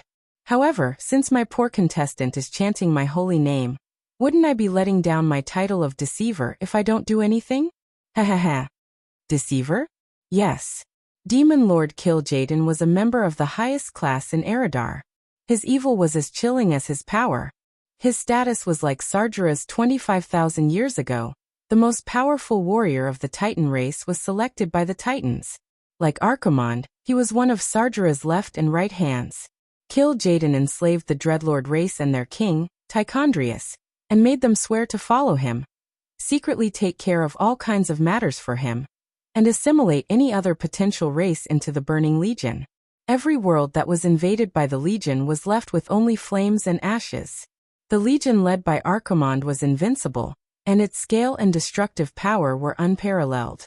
All of this was inseparable from Kil'jaeden's wisdom and strategy. He was a disguise master that left a deep impression on people. He used all kinds of different appearances to get in touch with every race he wanted to conquer. Let's not talk about the faraway ones. Right in front of him was the Draenei, who he had transformed into Nazul's wife, and tricked the orcs into attacking the remnants of the Prophet Velen who had betrayed the entire Eredar race. In the game, Duque only felt that Archimonde the Defiler and Kil'jaeden the Trickster were big bosses that were difficult to defeat. But in reality, even a transmigrator like Duque couldn't help but be amazed by the Trickster's ever-changing tricks. Kill Jaden rarely mentioned his own name, but when he did, Duque shuddered. System Elf. Scan all the surrounding data. I want to capture any fluctuations. Understood, host. After scanning for less than a third of a second, Duque finally knew what Kill Jaden's trump card was. Gul'dan's skull. Under a thick layer of shielding spells, Gul'dan's skull was reacting in a way that no one could understand other than Duque. At this moment, Duque finally understood why a mere demigod like Gul'dan's skull could become a god-level magic weapon. This damned skull contained the power of the fallen titan, Sargeras. Right now, an earth-shattering explosion was brewing inside the skull. This was no different from using Sargeras's corpse to play corpse explosion. Duque couldn't imagine how powerful this explosion would be. Looking at the power data determined by the system, Duque was willing to bet that apart from Alexstrasza, no one here would survive. Even if Duque activated the entire Karazhan defense system, it wouldn't be able to withstand it. F***ck. So Nazul had attacked Karazhan to deliver a nuclear bomb. I've been tricked. Time seemed to freeze. Everything around him seemed to slow down countless times in that instant. Tyrion Fordring's face was filled with nervousness. His arms holding the two-handed war hammer swelled up until the armors creaked. Gavin Rad stood in front of Duke and took out an epic-ranked shield from his storage space. He also changed his hammer to a one-handed hammer. The Windrunner sisters pulled their bowstrings and stood back to back, approaching Duque with small steps. Aurelia's lively eyes moved quickly, as if she wanted to find Kill Jaden hiding in the void. Sasha glanced worriedly at Duque from time to time. Only Alexstrasza had her hands on her hips, proudly looking around with a domineering gaze. As long as the commander of the Burning Legion dared to come out, she would immediately beat him up. Apart from Duque, no one knew that Kill Jaden would not appear at all. At this moment, Duque thought of countless ways, but it was not that simple. They were like unlucky people who had swallowed poisonous grass.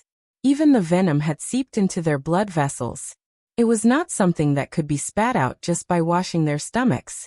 At this critical moment, Duque suddenly glanced at Nazul, who looked like he was dead. Several fangs were emitting a faint red soul glow. Yes. I got it. Didn't the dark portal want to save Nazul? If you want it, I'll give it to you. In the blink of an eye, dozens of Duque's doppelgangers appeared. They made various movements. This time, not only did they disturb their own people, but even Kill Jaden, who was peeping at Duque and the others through Nazul's soul, was confused. Only one of Duke's doppelgangers rushed to Nazul's side and kicked Nazul, who was still holding the skull of Gul'dan in his hand. The doppelganger kicked Nazul's stomach. Ah! The third great chieftain screamed, and his whole body flew up. In the next moment, the void behind him suddenly opened, and a dark portal with a ferocious snake-shaped sculpture on the door beam appeared in front of everyone. Duque. The queen was very surprised. Wasn't Karazhan's dimension controlled by Duque? Duque did not answer. He let the dark portal swallow Nazul, who was like a dead dog. He even let one of his doppelgangers stand in front of Alexstrasza. Impossible.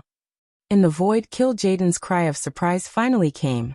The enemy's fear, I'm glad. Even though everyone still did not understand what had happened, for Kill Jaden to be so frightened, it could only mean that Duque had made the right choice. Go back. Duque's main body grabbed one of the Windrunner sisters' arms with his left and right hands, and directly dragged the two sisters back. At the same time, he used Flash. Something that could make Duque scream so heartbreakingly must be very serious. After less than a tenth of a second, it was the more agile sisters who used Flash to drag Duque into the gate of Karazhan. The queen followed with the two holy knights. Almost at the moment when the door to the balcony was closed, an unparalleled loud roar came.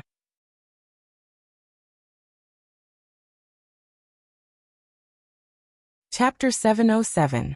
Karazhan was a magical place. This extraordinary wizard tower built on a spatial crack had the ability to protect space that most wizard towers in the world did not have because of the geographical advantage. Aurelia had personally tried shooting arrows into the open door from outside the platform. The door was obviously empty, but the arrows would naturally bounce off when they hit the door. This was because the inner layer of the door and the platform seemed to be connected, but in fact they were not the same space. Even in Karazhan, the moment the door closed, it still felt a huge shock from space. The vibration of the spatial laws destroyed most of the balcony in an instant. In Duque's mind, there was a three-dimensional model of the situation in Karazhan. In the display, Duque clearly saw that a granite boulder weighing more than 10 tons was picked up by an invisible supergiant and floated in the air. It did not crack, nor did it shatter. Instead, it was directly swallowed by the void. There was no terrifying shockwave like a big explosion, but a large area of space collapsed as if it was swallowed by a black hole. Teleport. For most wizards, teleporting when space was unstable was courting death. However, under the system's calculations, Duque grasped the only stable millisecond and directly teleported himself and his companions to the highest floor of the wizard tower. Even the Red Dragon Queen couldn't help but take a few more glances at Duque at such exquisite control. Even Aurelia, who was used to seeing big scenes, paled a little. Explosion. What happened? Can you withstand it? Duque gritted his teeth. It's okay, at most 1/3 of Karazhan will collapse. Duque's face was darker than the bottom of a pot. If he had not kicked Nazul back into the dark portal, it would have been the entire Karazhan that had been blown up. That bastard Kil'jaeden, what AF * king scheme. Gul'dan's skull was a super nuclear bomb. Usually, it could provide almost endless dark power, and it could also be detonated at a critical moment. In the original history, it was this thing that worked together with the dark portal that blew up the entire Draenor into pieces. Now it was being used as a nuclear bomb to blow up Karazhan. Duque could imagine what would happen after Karazhan. An important part of the Azeroth dimensional barrier was destroyed. The dimensional barrier of this planet was also a huge magic circle created by the Titans of creation. Within the formation, the dragon aspect and the dragon race's power would be greatly amplified. If Karazhan, one of the spatial nodes, was destroyed, it would undoubtedly affect the entire magic circle. Of course, for the Burning Legion, it would be even better if they could kill one of the dragon aspects, Alexstrasza, in one go. That bastard Kil'jaeden, he actually predicted that I would ask Alexstrasza for help. Duque was trembling all over. He had been tricked. Without a doubt. This was the first time Duque had been fooled since he entered the world of Azeroth. Duque, who had been successful in every endeavor because he grasped the trend of history, finally suffered a small setback under the sneak attack of Kil'jaeden, one of the final bosses of the Burning Legion. It wasn't that Duque hadn't thought of this possibility. Unfortunately, as he changed the history of the world more and more, many things were beyond his control and budget. This was the best proof of that. Originally, Kil'jaeden would only appear to take away Nazul's soul after he was defeated. He didn't know if it was because Duque had crippled Kazak in one go and slapped the faces of Kil'jaeden's 2 female adjutants, causing the 2 coquettish bitches to go and complain about him. In the end, it directly led to Kil'jaeden personally making a plan. It seems that we've been tricked. Alexstrasza sighed. Yes. Duque's face turned green. The queen patted Duque on the shoulder. Don't blame yourself too much. You've already done very well. Even I didn't react just now. If I had taken that explosion head-on, I'm afraid I would have been seriously injured even if I didn't die. When the queen said this, the people around her all felt a lingering fear. Think about it, this kind of big explosion that could be felt across several dimensions. How could a mortal's small body withstand it? The queen continued. For you to be able to do this at such a young age is already a miracle. There's no need to insist on miracles among miracles, understand? Duque's clenched fists finally relaxed. Understood. Speaking of which, what's going on outside? Sasha asked weakly. Duque quickly let the system check, and the results disappointed him. Sorry, the spatial turbulence is too serious. We have temporarily lost contact with the outside world. However, this explosion came from the dark portal on the other side of Draenor. It was like this when we were just connected. I'm afraid over there. Planet Draenor was probably going to explode just like in history. Duque's guess was right.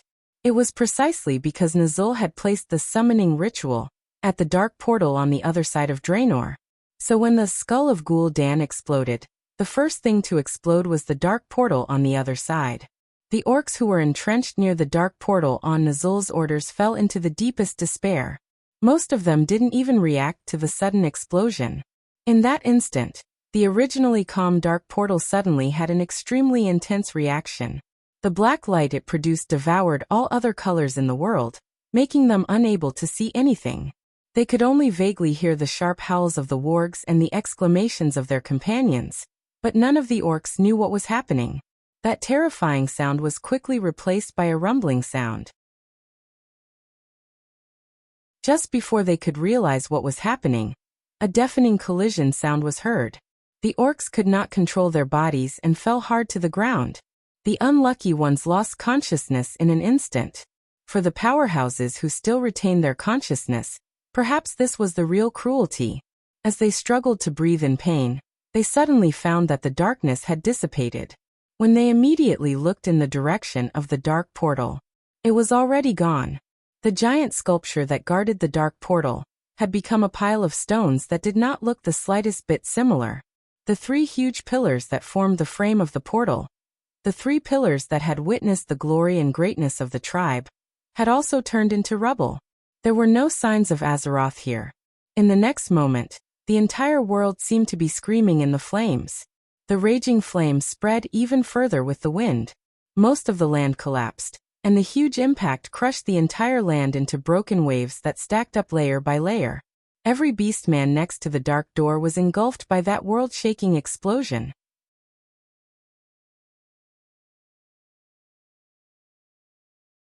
Chapter 708. Nuzul. The call was full of mockery. It woke up the strongest orc warlock, the great chief of the tribe. The moment he regained consciousness, Nuzul screamed like a little girl who had been bullied. Of course, his screams were very unpleasant to hear. At the same time, all of his senses were filled with a strange feeling of nothingness. It was the feeling of his entire body floating in the weightless void. Nuzul squeezed his eyes shut, hoping to dispel the feeling that was enough to make him crazy. However, it was of no use. The howl from the depths of his soul kept eroding his consciousness.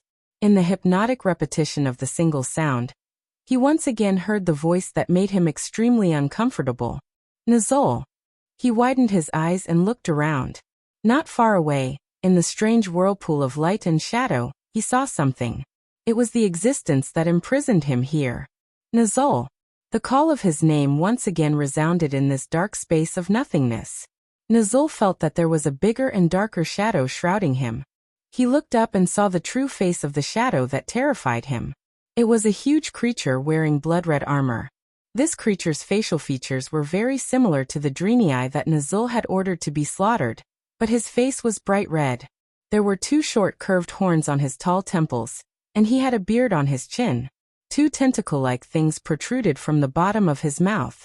A few earrings shone, and his eyes flashed with a deep yellow light. Almost through the connection of their souls, Nuzul immediately knew the identity of this mysterious existence. Yes, it was Kil'jaeden who had tricked his soul through a blood contract.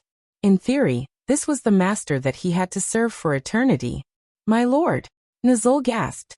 Although his limbs were still imprisoned, he tried his best to bow to the other party.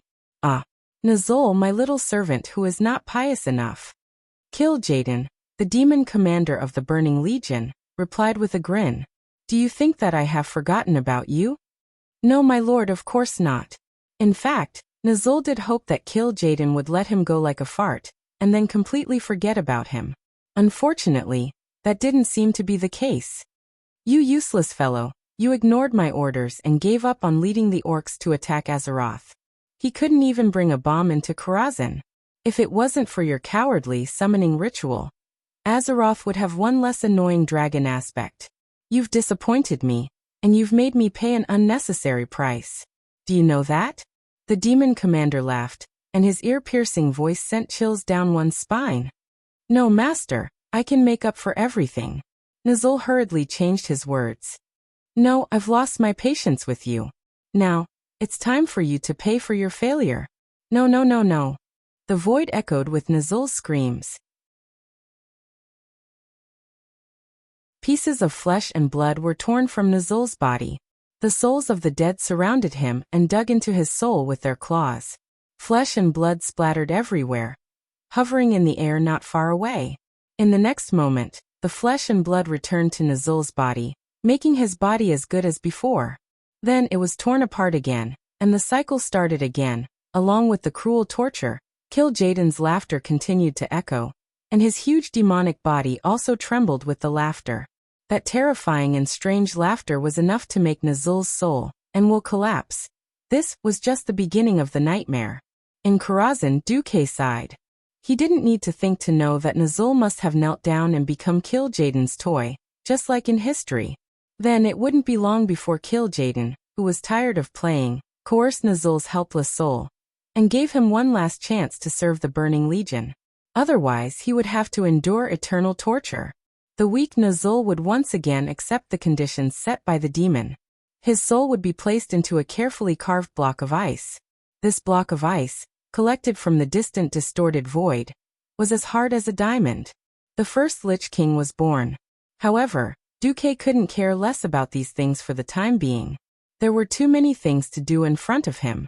1/3 of Karazhan had been destroyed, and everything near the ruler's terrace had been destroyed. Even the surrounding stairs had been affected. Well, there were really broken stairs. The entire Karazhan Mage Tower was covered with shocking cracks, as if it had experienced a terrible earthquake. No, this was worse than an earthquake, because an earthquake would not cause the spatial passage of Karazhan back to Azeroth to collapse. Now there was no way out, and the spatial defense that had been set up before had almost completely collapsed. Now a large number of void creatures rushed out of the spatial cracks, simultaneously attacking the main gate of Karazhan and the door of the library. An abandoned mage tower. Kill the guards. Rob him.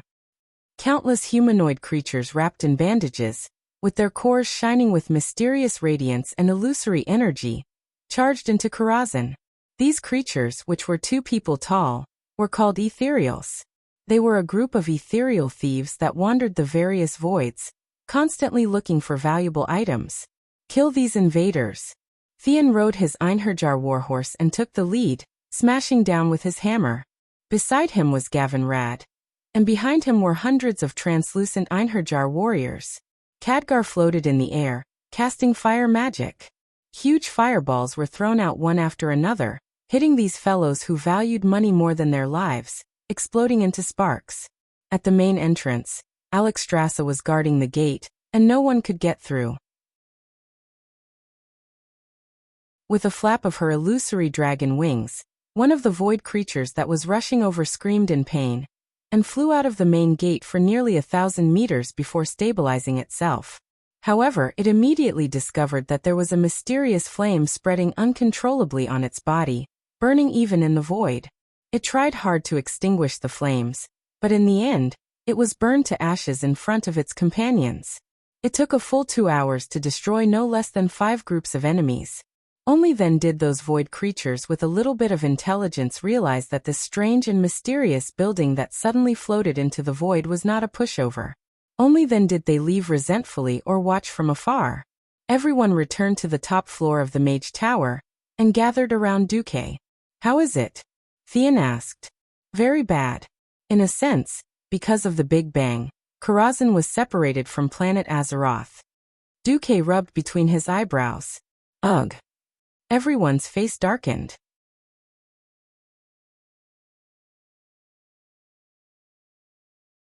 Chapter 709. Can we go back?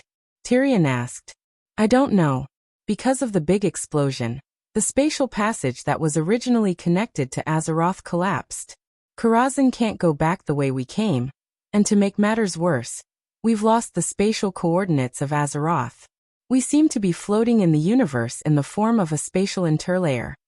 This was the biggest headache for Duque. He had never thought that Karazhan could be blown away. In Duque's opinion, Karazhan was at most like the moon revolving around Earth. Now, it was like the moon had been blown out of the solar system. Not only was it not dead, it was blown away. This strange result made even Duque angry. "We really can't go back," Alexstrasza said helplessly with her hands on her hips. "Aren't you a dragon aspect?" Shouldn't you be more capable than a radiant moon mage like me? Duque said in annoyance. Even dragon aspects have specializations, alright? I'm not good at spatial magic. The queen said angrily. Speaking of which, you tricked me into coming to Karazhan, but I can't go back. If Azeroth encounters the Burning Legion's general attack, this will be on your head. There won't be a general attack. Duque was very sure of this. At this time, the Titans had not kneeled yet. Sargeras had just been sent into the abyss, and it would take some time for the Burning Legion to integrate. On the other hand, Kil'jaeden also needed the Scourge to further consume the vitality of the world of Azeroth. However, before taking care of Azeroth, it seemed that he had to take care of himself first. Duque was speechless. Secretly, he had the system elf scan the situation of all of Karazhan. Not only was there a loss, but there was also oxygen. He didn't know if this counted as flying into outer space. If Karazhan became a real spaceship, then it would be terrible. Even if there were only 5 people and 1 dragon in all of Karazhan, and the oxygen consumption might not be high, once the oxygen was used up, no matter how powerful you were, you would still die. Host, Karazhan seems to still be able to get oxygen through some spatial cracks. According to calculations, it is not a problem to support the daily oxygen supply of 100 people, but the Karazhan seemed to be trapped. When Duque saw the 3-dimensional space model of Karazhan, which seemed to be entangled by tens of thousands of messy spider webs, Duque almost vomited blood on the spot. Every spider silk was a spatial crack of unknown power. If they tried to force their way through, who knew if Karazhan would be cut into pieces? When Duque projected this scene for the others to see, everyone's faces were filled with frustration. Alright, I've heard enough bad news. Is there any good news? Alexstrasza said helplessly. Duque snapped his fingers and Khadgar immediately said, the good news is that because Master Marcus was preparing to recruit more magic apprentices, he prepared enough food for 1,000 people in Karazhan for a year, as well as various ingredients and seasonings. Karazhan's chief butler, Khadgar, glanced at the Red Dragon Queen. As long as we pay attention to the preservation of food and Her Majesty Alexstrasza's appetite isn't too shocking. We can last for 20 years without a problem. The Queen's chest heaved up and down angrily. Humph. What a rude assumption. The eternal life of a dragon aspect is not sustained by eating. If there is a day when my magic is too low, I can still enter a deep sleep and endlessly stop my life. Stop talking. At most, I'll cook for you when you're awake. Duque silently labeled the Queen as a foodie. That's good news. The Queen's eyes narrowed into crescent moons. What else? Aurelia finally lost her temper. It seems I can occasionally receive a magical message. Unfortunately, I can only receive it. The message I send back cannot be received. How is the alliance? Gavin Radd asked. A great victory without a doubt. Compared to the original history where both the alliance and the Horde suffered heavy losses, the war was even shorter. With Duque's intervention, the war this time was even shorter. The aftermath of the explosion still spread through the dark portal to the blasted land, but it was really only at the level of aftermath. The scorching air that flowed out of the spatial rift that had not completely closed, together with the moderate shock wave of the explosion, scattered the orc army near the dark portal. Many of the beastmen closest to the Door of Darkness were even blown away by the wind. However, this gave the Alliance a perfect opportunity to launch a surprise attack. Muradin was astonishingly bold. He directly pushed a large number of mortar teams to the vicinity of the dark portal as the dividing line between the north and south. This allowed the shells to hit the orc camp behind the dark portal without any hindrance. Encountering the moderate explosion of the dark portal and the collapse of the dark portal itself, all the orcs were suddenly exposed to the Alliance's artillery range. The shells could even pass through the ruins of the Horde camp and land on the southernmost cliff of the blasted land.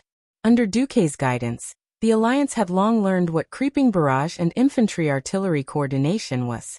This tactic was only developed during the Second World War on Earth, and it had epic-making significance for the current Azeroth.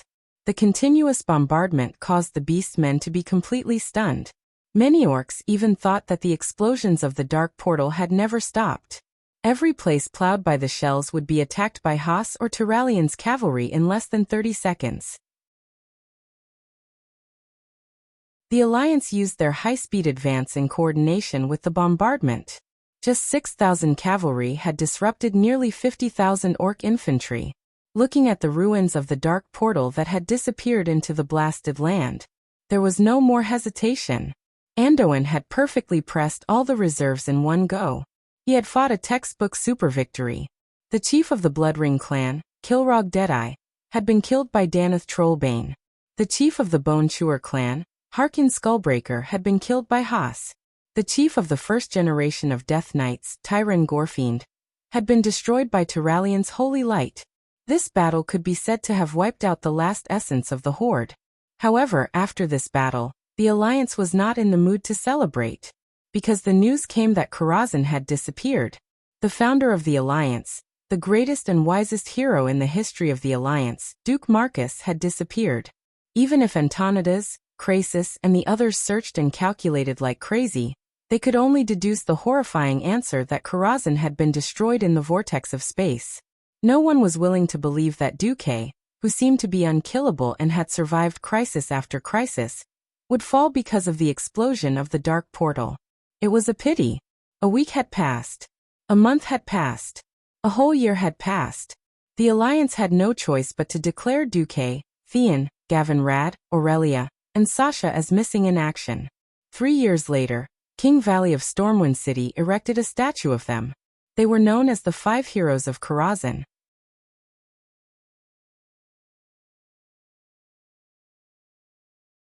Chapter 710. Time flew. No matter how brave a warrior was, he would grow old one day. No matter how glorious a legend was, it would eventually be forgotten. In Brill City of the Rotterdam Luntiris Forest, it had now become one of the well-known gladiatorial arenas of the Rotterdam Kingdom. There would be cruel and bloody gladiatorial performances every day. There were a total of 7 gladiatorial arenas of various sizes, and they were all full every day. The best gladiatorial performances were naturally in Rotterdam City. However, the one that was slightly inferior was Brill City. Now let us welcome the invincible orc gladiator who has been undefeated for 88 consecutive matches, the brutal Gussa. As the MC shouted through the sound amplification magic, the enthusiasm of the 5,000 spectators was completely ignited. There were people from all directions, including noble local nobles, big businessmen who had made a lot of money, ordinary citizens who came to gamble and try their luck, and even young girls who were supposed to be knitting in their boudoirs. Everyone was shouting with all their might to vent the enthusiasm in their hearts. Gussa! Gussa! Gussa! You have to win. I've bet all my salary for this month on you. Accompanied by the sound of heavy metal chains being twisted, a rather young but incredibly strong orc holding a crude stone axe walked out of the dark dungeon and into the arena outside. In front of him was a piece of black land. No matter how many times he tried it, he could not get used to the smell of blood in it. The blood that had coagulated into sludge had long been mixed with the black soil. There were those of his enemies, his compatriots, and himself. Be it the cheers of the humans or the smell of blood in the ground, he did not care. Shrugging his rugged nose, he shifted his gaze to the opposite side. The MC's voice sounded again. And his opponent today is a terrifying creature from the Alterac Snow Mountain that's even more brutal and inhumane than him. Guess what it is? A huge and powerful creature. Inside had yet to come out, but it had already become violent under the stimulation of the human voices. Bang, bang, bang. The giant creature had already crazily hit the iron gate, which was as thick as a human's leg. Wah! As the MC wished, the audience let out a series of exclamations. There were cries of surprise from young girls, cheers from merchants, and even more gasps. Everyone, guess what that is? After he had his fill of suspense, the MC finally roared. The incomparably powerful Gusa, his opponent today is the Shattered Ridge Snowman King. As expected, the audience screamed even louder. In the eyes of the spectators, this was no longer a normal duel. A terrifying 5-meter-tall Snowman King against a 20-meter-tall orc warrior. This was a battle between an adult and a baby. But there was nothing the organizers could do. Wuxia was too powerful. In the past 3 years he had killed countless opponents. Among the opponents who were slightly close to him, there was no one that Wuxia could not kill. Wuxia had won too much, and the gamblers could no longer win much money. Even though the odds had reached 10-11, the commoners could still make a small profit even if they blindly bet on Wuxia to win.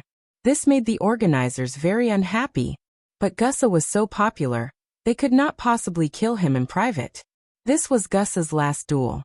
If he did not die, he could only be sold to Rotterdam City and let a stronger enemy kill him.